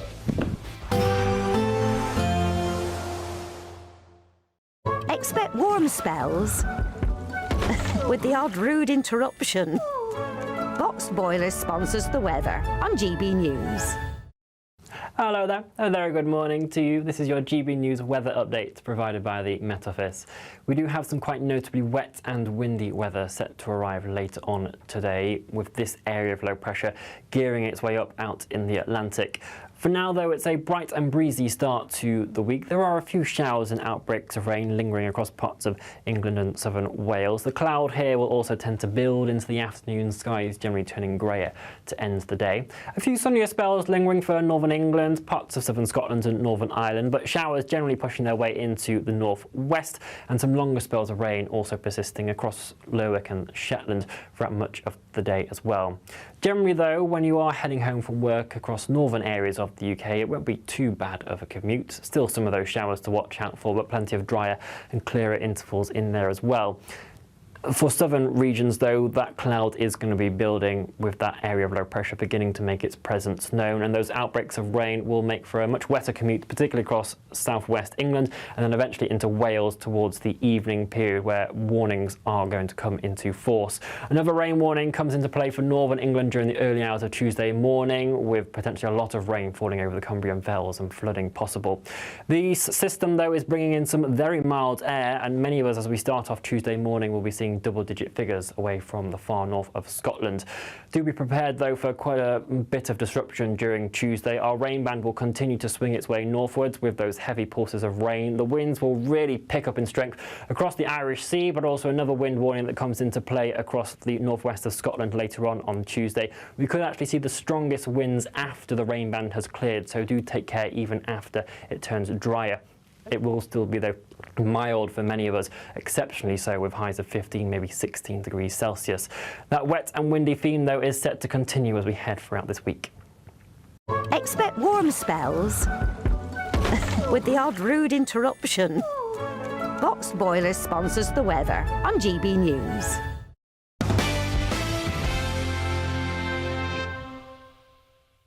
Right, so let's delve into some of the main stories on the front pages of tomorrow's newspapers, starting with the Telegraph. The headline reads, right-wingers branded a danger to children. Again, talking of things that would just blow your minds 10, 20 years ago. Could you ever have imagined a headline like this? Right-wingers branded a danger to children. Oh, dear me, we'll take mine away. The Guardian, patients at risk as 1 in 7 GP referrals vanish into black hole. We love a black hole in the UK, don't we? The Independent, probation chief warns the service is in perpetual crisis. We also have a crisis in the UK, full of them. The Metro, pepper spray attack chaos at Heathrow Airport. This was an interesting story today. Armed police were scrambled to the airport after 21 people were hurt. They were called at 8 in the morning to Heathrow to the multi-storey car park at Terminal 3. I'm very familiar with it. Following reports of a group of people being assaulted, a 31-year-old was arrested on suspicion of assault, and pepper spray was released somehow. 21 people were injured, including a 3-year-old girl who was treated at the scene. 5 people taken to hospital. The Times tomorrow, the headline reads, the states will encourage all staff to join a union. Of course they will. And The Sun, Harry gun cop U-turn. This is a win for Prince Harry, who has been given the green light for a Home Office review on their decision to not provide him with security when he comes to the UK. The Express, loophole gives grooming gangs easy access to children. The Daily Star tomorrow, King Angry Ginge.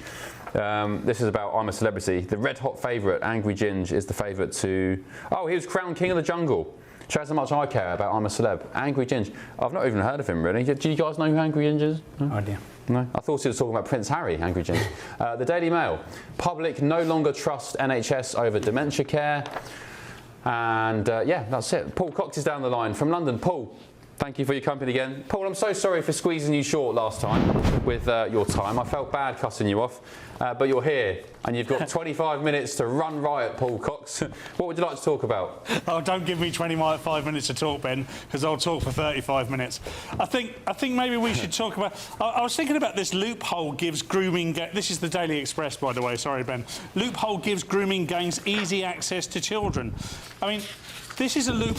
By the way, this is unregistered emergency carers. So children, people who care for children, you can have short-term emergency carers, and they are unregistered, and that is a way for grooming gangs, and we all know what that means, to exploit the system and get access to these children. Absolutely astonishing. I mean, we talked earlier about Jamie Michael, who can't coach an under-12s football team because he once said something online that some lefty found a bit distasteful. But you can be an unregistered child carer, find yourself into the system and get access to as many vulnerable children as you like, Ben. And look, this whole thing is disgusting. It's probably one of the biggest scandals of our lifetime in the UK. And to find out that there are still, at this point, loopholes within the system which will allow those who would do these disgusting things to get access to children, is just absolutely infuriating, Ben. Yeah, but if you call scumbags migrants, Paul, online, that's worse.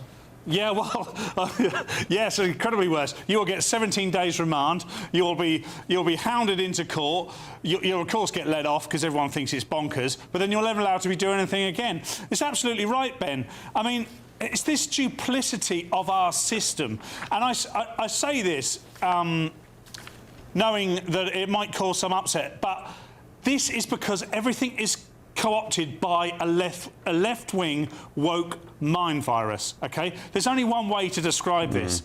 It's because all of our systems across the UK are run by lefties and have been for many, many, many years. We forget there's two sides to politics in this country. There's two sides to politics across the democratic world. There's a left and right wing. There isn't a right and wrong wing, there's a left and right wing, and for many, many, many years we've been told that anybody who's right of Jeremy Corbyn is in some way bad. And we've created this this issue proliferates throughout all of our systems, educational, health, judiciary, and it creates nearly all the problems we see today, Ben. Yeah, rotten to the core. Rotten to the core. I remember my friend's son, who was maybe 8 or 9 at the time, came home talking about Donald Trump. This was some years ago. And apparently the teachers at his school had just been saying by default Donald Trump was a horrible person, on par with Adolf Hitler and all sorts of nonsense. So, yeah. But Paul, on a more lighter note, do you like Formula One, or am I the only person in the vicinity who likes F1? So it's not that I don't like it, Ben. I dip in and out. I follow it. I was only aware just before the weekend that Lando Norris had a chance of winning the World Championship this weekend, so that just shows you how much I dipped in this year. But that's generally because I've been working a lot. But I think it's absolutely fantastic. It's obviously great to beat Max Verstappen. And he joins a long line of British drivers to have won that World Championship, something we should all be very proud of. You know, it's all over the front pages, but it's an incredible feat. I mean, Ben, you know much more about Formula One than I do, but this is an incredibly dangerous, fast-paced sport. These guys are driving around at 200 miles an hour, and I know he's got the best car. OK, I appreciate he's got the best car, but you don't get into those cars unless you're the best driver. So we, at the moment, have a British world champion. Yeah, no, it's great. I like Lando. To be honest, I wasn't his biggest fan because he said some silly things in the past about the likes of Max Verstappen and Lewis Hamilton, saying, well, of course they've won world championships because they've got the fastest car. Well, Lando found out this season that having the fastest car doesn't necessarily mean you're going to be world champion by default, because you need the balls and the kind of mental mindset to get the car over the line. The pressure on Lando and Max Verstappen and his teammate Oscar Piastri at the end of the season was immense. And yeah, I'm just happy because what gets me going, brings a tear to my eye, is seeing families of athletes who do well. When Andy Murray won Wimbledon for the first time, I cried. When Lando won today, I cried. When Max won his first, I cried. Because you see that release, and it's not just the release of the season, it's hugging your father, your mother, who took you for... Lando has been karting and racing for 16 years. All those long journeys to kart tracks across Britain and Europe, all those quiet drives home with your dad in the van after things didn't go so well. And it's the culmination of all those years. And I don't know, I just love the journey of it and the story and the emotion of it. And I put myself in the parents' shoes and think how proud they must be, and you know, what kind of night they'll be having tonight, the celebrations. But yeah, F1 is a great British institution. It was founded in the UK. Many of the teams are based in the UK still. And yeah, now we've got another Formula One British world champion. So I just thought that was nice. Can you empathise? Do you know what I mean with when I'm talking about sport there, Paul, and why it gets me going? I do. Less so with my daughter, who's essentially into ice skating, but not at a competitive level. However, I played quite a high standard competitive youth football right up till I was about 18. I know the sacrifices that my parents made every single weekend. I was training twice a week. You wouldn't know it looking at me now, but I was training twice a week. I was playing every Saturday and Sunday. I know you do a similar thing with your boys, but I remember having a conversation with you about tennis with one of your boys. And you know, when you see that they've got a burgeoning talent, you just want to support them with it, or a lot of good parents do. And you just know behind Lando is a mother and father, an uncle and auntie, a brother. By the way, a brother and sister that have probably gone without as well. I remember growing up and my sister wondering why she was always dragged to some terrible football pitch on a Sunday morning at 10:30 because she couldn't be left at home. And you know, Lando will have a similar story, I'm sure. Yeah, well said, Paul.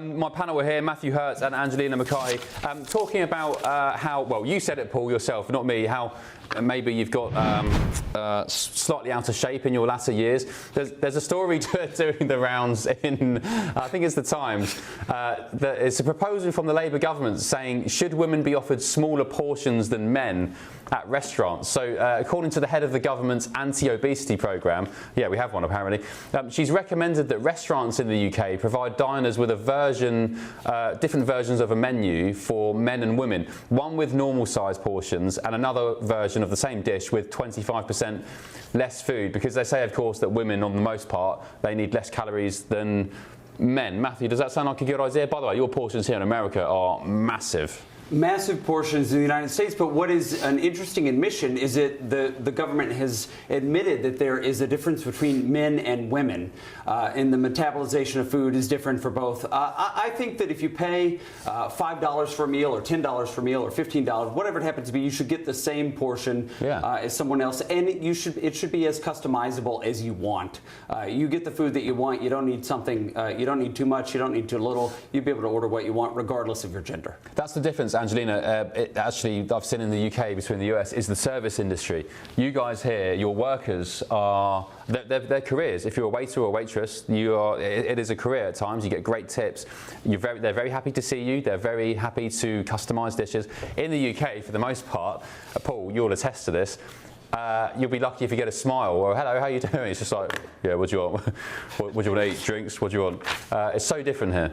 Yeah, you just I mean, do not... yeah, sorry, I'm sure they're very different in that sense. Whether or not we should be feeding women less, I definitely disagree with that. Look, if you're paying a certain sum amount of money for food, you should be getting that same amount of food back. Whether or not you're choosing to eat or how much you're wanting to eat, that's individual responsibility. I don't think that that's something that should be put onto the businesses or to other people or even other women who, hey, I work out a lot. Maybe I do have bigger portions than other women because I am in the gym so much. So I don't think it's necessarily fair to start regulating it in that manner. Paul, would you be asking for extra portions? I mean, it's not been unknown, Ben. I'm sorry. I'm joking. I'm sorry. That wasn't very festive of me. I'm sorry. It's not been unknown. Look, what I want to say is I'm not for big government. You know, I don't want governments telling me to eat less and move more. I know exactly what it takes to lose weight or gain weight, and so does everybody on the panel, and so does most intelligent human beings. We should be left to make those decisions for ourselves. I guess what happens is, particularly with an NHS, is it becomes a burden on the NHS because it's taxpayer funded, and then you end up with a lot of obesity within our National Health Service. And I'm sure the burden is similar in the US. We now have jabs, of course. I mean, I've not been anywhere near the jabs, but we now have jabs. You can just jab your arm and you've got less appetite. All of a sudden, you can lose the weight. Yeah, who cares about the long-term side effects? Just jab me up. Come You'll on, go blind, but you'll be thin. The Ozempic, come on. Yeah, exactly. I was just reading a comment on your side. I don't think I can read it out. I'll leave that. I want to keep my job. Let's move on, Paul. The war on Christmas continues. It's been revealed, apparently, that some schools in the UK have renamed Christmas Jumper Day as Winter Jumper Day in an attempt, of course, to be more exclusive. Critics have branded the change of terminology outrageous and utterly ridiculous. Is Christmas being erased, Paul Cox? Yes, of course it is. It's definitely being erased. It's all part of... Look, by the way, I know I'm supposed to get all red-faced and upset about this stuff. We cover these types of stories on a weekly basis, right? But it is outrageous, but it is being eradicated. What we're trying to do is we're just making everything neutral, OK? We're discriminating beyond discrimination now. Christmas is about Christ, OK? You can get involved if you like, but you have to agree what it is. You wouldn't do the same with Eid. You wouldn't do the same with Diwali. You wouldn't do the same with any other religious festival. You wouldn't... Imagine if we called it Muslim Fun Day instead of Eid or something like that. There'd be an absolute outrage. It'd be ridiculous. And I think it'd be ridiculous as well. We shouldn't be making it... It's not about making it available to all. It's saying this is what it is, and you can get involved if you like. Put a silly jumper on. The jumpers have been around. The sweaters have been around since the 1950s. The same with the songs that accompany them. We have a lot of songs in our charts at Christmas, and we all sing along to them. And they've been in the charts for 50 years, and the same songs every year. But we love it. Look, it's part of a tradition. Don't take away the tradition. It's part of our base culture, and it erodes it, I'm afraid. Angelina, Merry Christmas or Happy Holidays?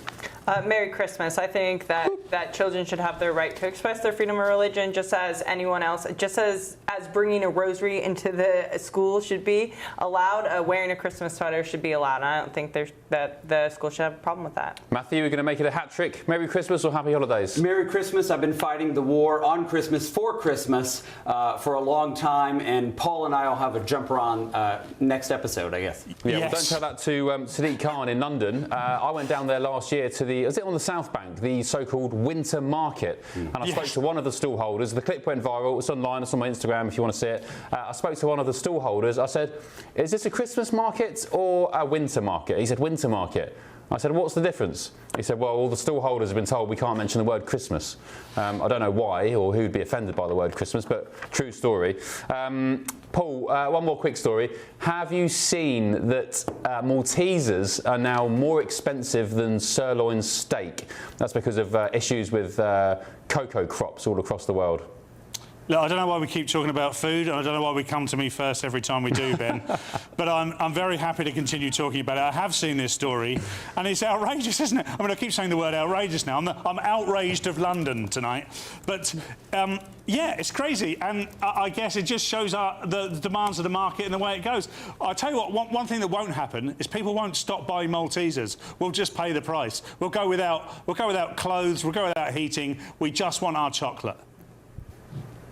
Yeah, apparently 126 gram box of Maltesers, more to share chocolate, so it's one of the big boxes, now costs £4 at Sainsbury's, the equivalent of £31.74 a kilo, which is more expensive than the same store's matured sirloin steak at £33 a kilo. In recent weeks, the price of Maltesers has risen by 16%. That's according to data gathered by The Grocer, a trade journal for the food industry. And that's because of problems with cocoa crops all across West Africa and diseases as well. Do you guys, the Americans, do you know what Maltesers are? You don't get them here, do you? No. What are they? You don't know? No. Matthew? Don't think so. No. Well, you guys just don't do good chocolate. They're what are they, Paul? Biscuits? Well, small biscuit balls coated straight to in Paul chocolate. again. Paul will know. They're honeycomb. They're honeycomb covered in chocolate, basically. Very light honeycomb covered in chocolate. Delicious. Very delicious. And I was going to guess they were liquor chocolates. Liquor? Really? No, I hate alcohol chocolate. It's disgusting. Same as coffee chocolates. No, thank you. Right, one more story. And sorry, Paul, it's to do with health again. It's to do with body size and health and all sorts. Are we failing the younger generation? Because experts are warning Gen Z are at the risk of becoming left behind when it comes to their health. The King's Fund has revealed that although Gen Z reports reduced levels of drinking and drug use and smoking, also, by the way, sex, they're the least sexually active generation ever. The most boring generation ever. They are experiencing rising obesity rates and worsening mental health. So, Paul, are Gen Z becoming the left behind generation? And, in my words, are they the most boring generation going? Yeah, can I just quickly say for those on the radio, I'm about 14.5 stone. If you haven't seen me before, you're imagining that I'm about 28, 29 stone at the moment. I'm not. I'm doing okay. I could lose a few pounds. But that's only after you've had the jabs, though, Paul. I'll be on the jabs. I'll be on the jabs in 2026. Like I say, I won't be able to see you, Ben, but I'll be incredibly thin. Gen Z, look, we pick on Gen Z a lot. Gen Z were the group of people born between 1997 and 2012. They're probably one of the most mollycoddled, cotton wool covered generations of all time because they've had the luxury of a whole bunch of things, including the technological revolution, which we never. I'm probably the oldest here. Actually, I'm 46. I won't include the rest of you. But I saw the difference between no mobile phones, one computer in every classroom, to massive computers just handheld. So there are so many different things that have happened that this generation has been able to benefit from that I don't want to blame them entirely. However, we all have a responsibility to say to this generation that there are some advantages from hard work. There are ways to get out of mental health issues. It's okay to talk about your mental health, but you can work your way out of it, both literally, both physically. You can have other interests. There are things you can do. We can help them. That type of. We might not have had the health infrastructure available to us growing up, but they do. But we can also show them the benefits of the way we had to deal with things as well. Yeah, I will say though, Angelina, I do feel sorry for Gen Zers. I was the last generation, I think, where mobile phones didn't exist. So when I was, can't remember the exact age, 9, 10, 11, we didn't have phones. You called your mate's landline number. You'd remember them all by heart, the house phone. If they weren't there, you'd go and maybe knock on the door and say, oh, is Charlie in? If they weren't there, you go down the park and try and find them. That was fun. That was great. And life was a lot happier, admittedly. So, by the way, are you Gen Z, Angelina? No, but I'm flattered. I missed it by about 2 years, but I do have siblings who are Gen Z. What I will say, of course, technology and social media are contributing to mental health issues of the youth, but we're also where you see the older generation, they're not used to all this mental health awareness, right? And they often would go to drinking, to drugs, to alcohol. Nothing wrong with that. To deal with their mental health. So you actually see the younger generation choosing healthier paths, but maybe they're just more aware of their mental health and they're distressed because they aren't going to drinking to numb that pain away, right? So they're going to therapy, they're looking for other outlets in order to express that or fix that problem. Oh, I don't know, Matthew, there's nothing wrong with burying your feelings and trauma in drink and drugs, is there? Nothing wrong with me. We'll head to the pub right after this, but you know what is interesting is the isolation and the emphasis on screen time, and what screen time yields is an idealized vision of what you hope to be, whatever it looks like on social media, and that is causing unrealistic expectations. It's important to have a conversation about coping mechanisms, and one of the best coping mechanisms is a strong personal in-person network that you can go to the pub and have a drink with your friends and talk about your ex-girlfriend or whatever it happens to be. Yeah, well said, well said. Paul, one thing I like to do before the end of each show is ask what you're doing tomorrow. What are you doing tomorrow, Monday, very quickly? Monday is always my day off. I will be sleeping all day, Ben. Good lad, sweet dreams to you. Angelina, what are you doing tomorrow? Working. Oh, boring. Matthew? I'm ringing up Paul every 30 seconds. Good man, yeah, wake him up, wake him up. Guys, thank you for your company tonight. Paul, appreciate your company, and my panel tonight, Matthew Hurt, Angelina Mackay, and of course the biggest thank you to you, viewers and listeners back home. I'll see you again next week. Bev's with you tomorrow. For now, sweet dreams and good night. See you soon.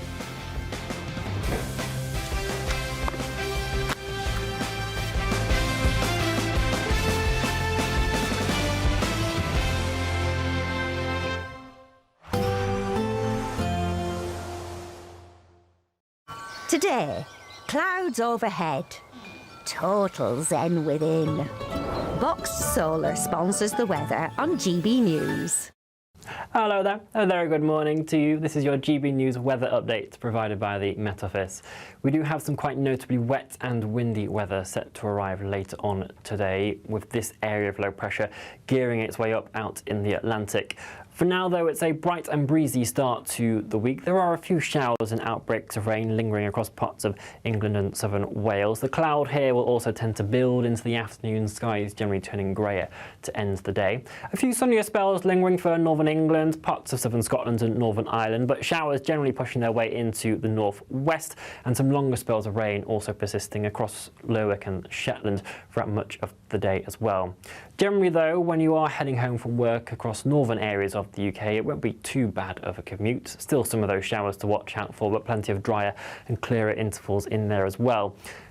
For southern regions, though, that cloud is going to be building with that area of low pressure beginning to make its presence known, and those outbreaks of rain will make for a much wetter commute, particularly across southwest England and then eventually into Wales towards the evening period, where warnings are going to come into force.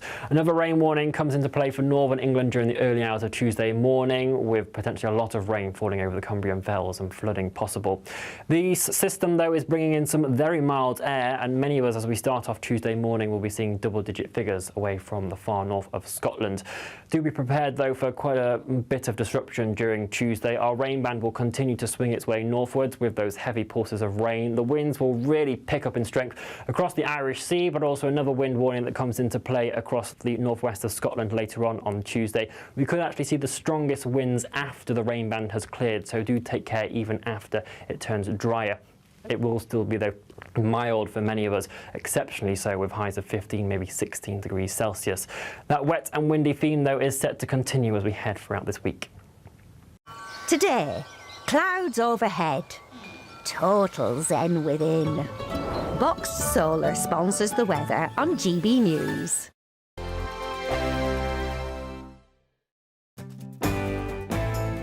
I'm Andrew Pearce. This is GB News, the People's Channel, Britain's news channel. Westminster's full of talk, but out here, it's the real world. Am I allowed to talk now? No, that's it. This is where it matters. Real people and real lives That's what politics is all about. The fact has Trump made a good start? No. Straight answers, no spin, and just a couple of pints. How many fingers have I got up? About 10. So join me for Lee Anderson's Real World every Friday at 7 p.m. only on GB News. The People's Channel, Britain's news channel. At GB News, we love to hear from you, our loyal community. So drop us a line at gbnews.com/yoursay. There you can talk to each other and also to the presenters live on air. gbnews.com/yoursay, because GB News is your channel, Britain's news channel.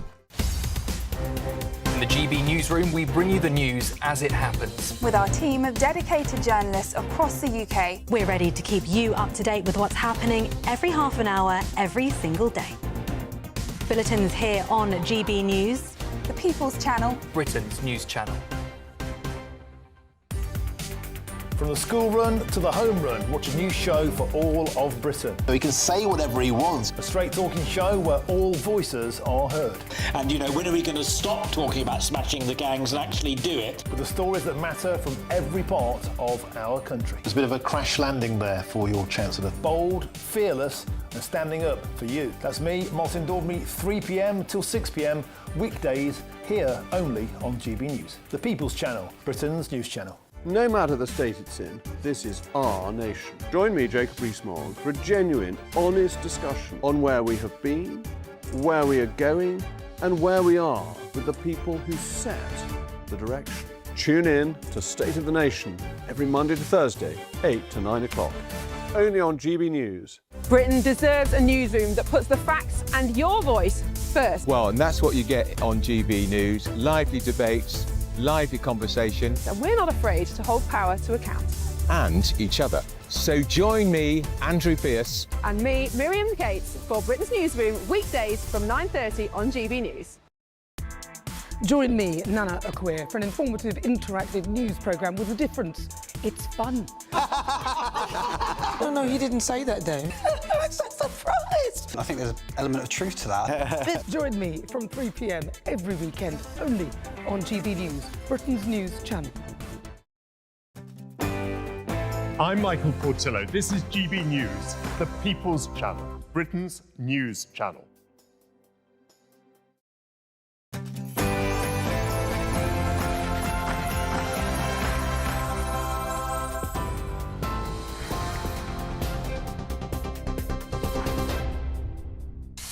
Hi there, very good evening to you. It is just gone 6 o'clock here in the GB Newsroom. Let's get you up to date with our headlines. A 31-year-old man's been arrested after pepper spray was used in an attempted robbery at a Heathrow Airport car park. Armed officers were called to Terminal 3 this morning over reports a number of people had been assaulted. 21 people in total were treated at the scene, including a 3-year-old girl. 5 were taken to hospital. Now, it's understood the incident was sparked by an argument when a woman was attempted to be robbed of her suitcase by 4 men who sprayed the substance. They were known to each other, police say, and it's not being treated as terror-related. British driver Lando Norris has won his first Formula One world title at the Abu Dhabi Grand Prix. Norris came third at the season-ending race to finish 2 points clear of Max Verstappen, who won the race.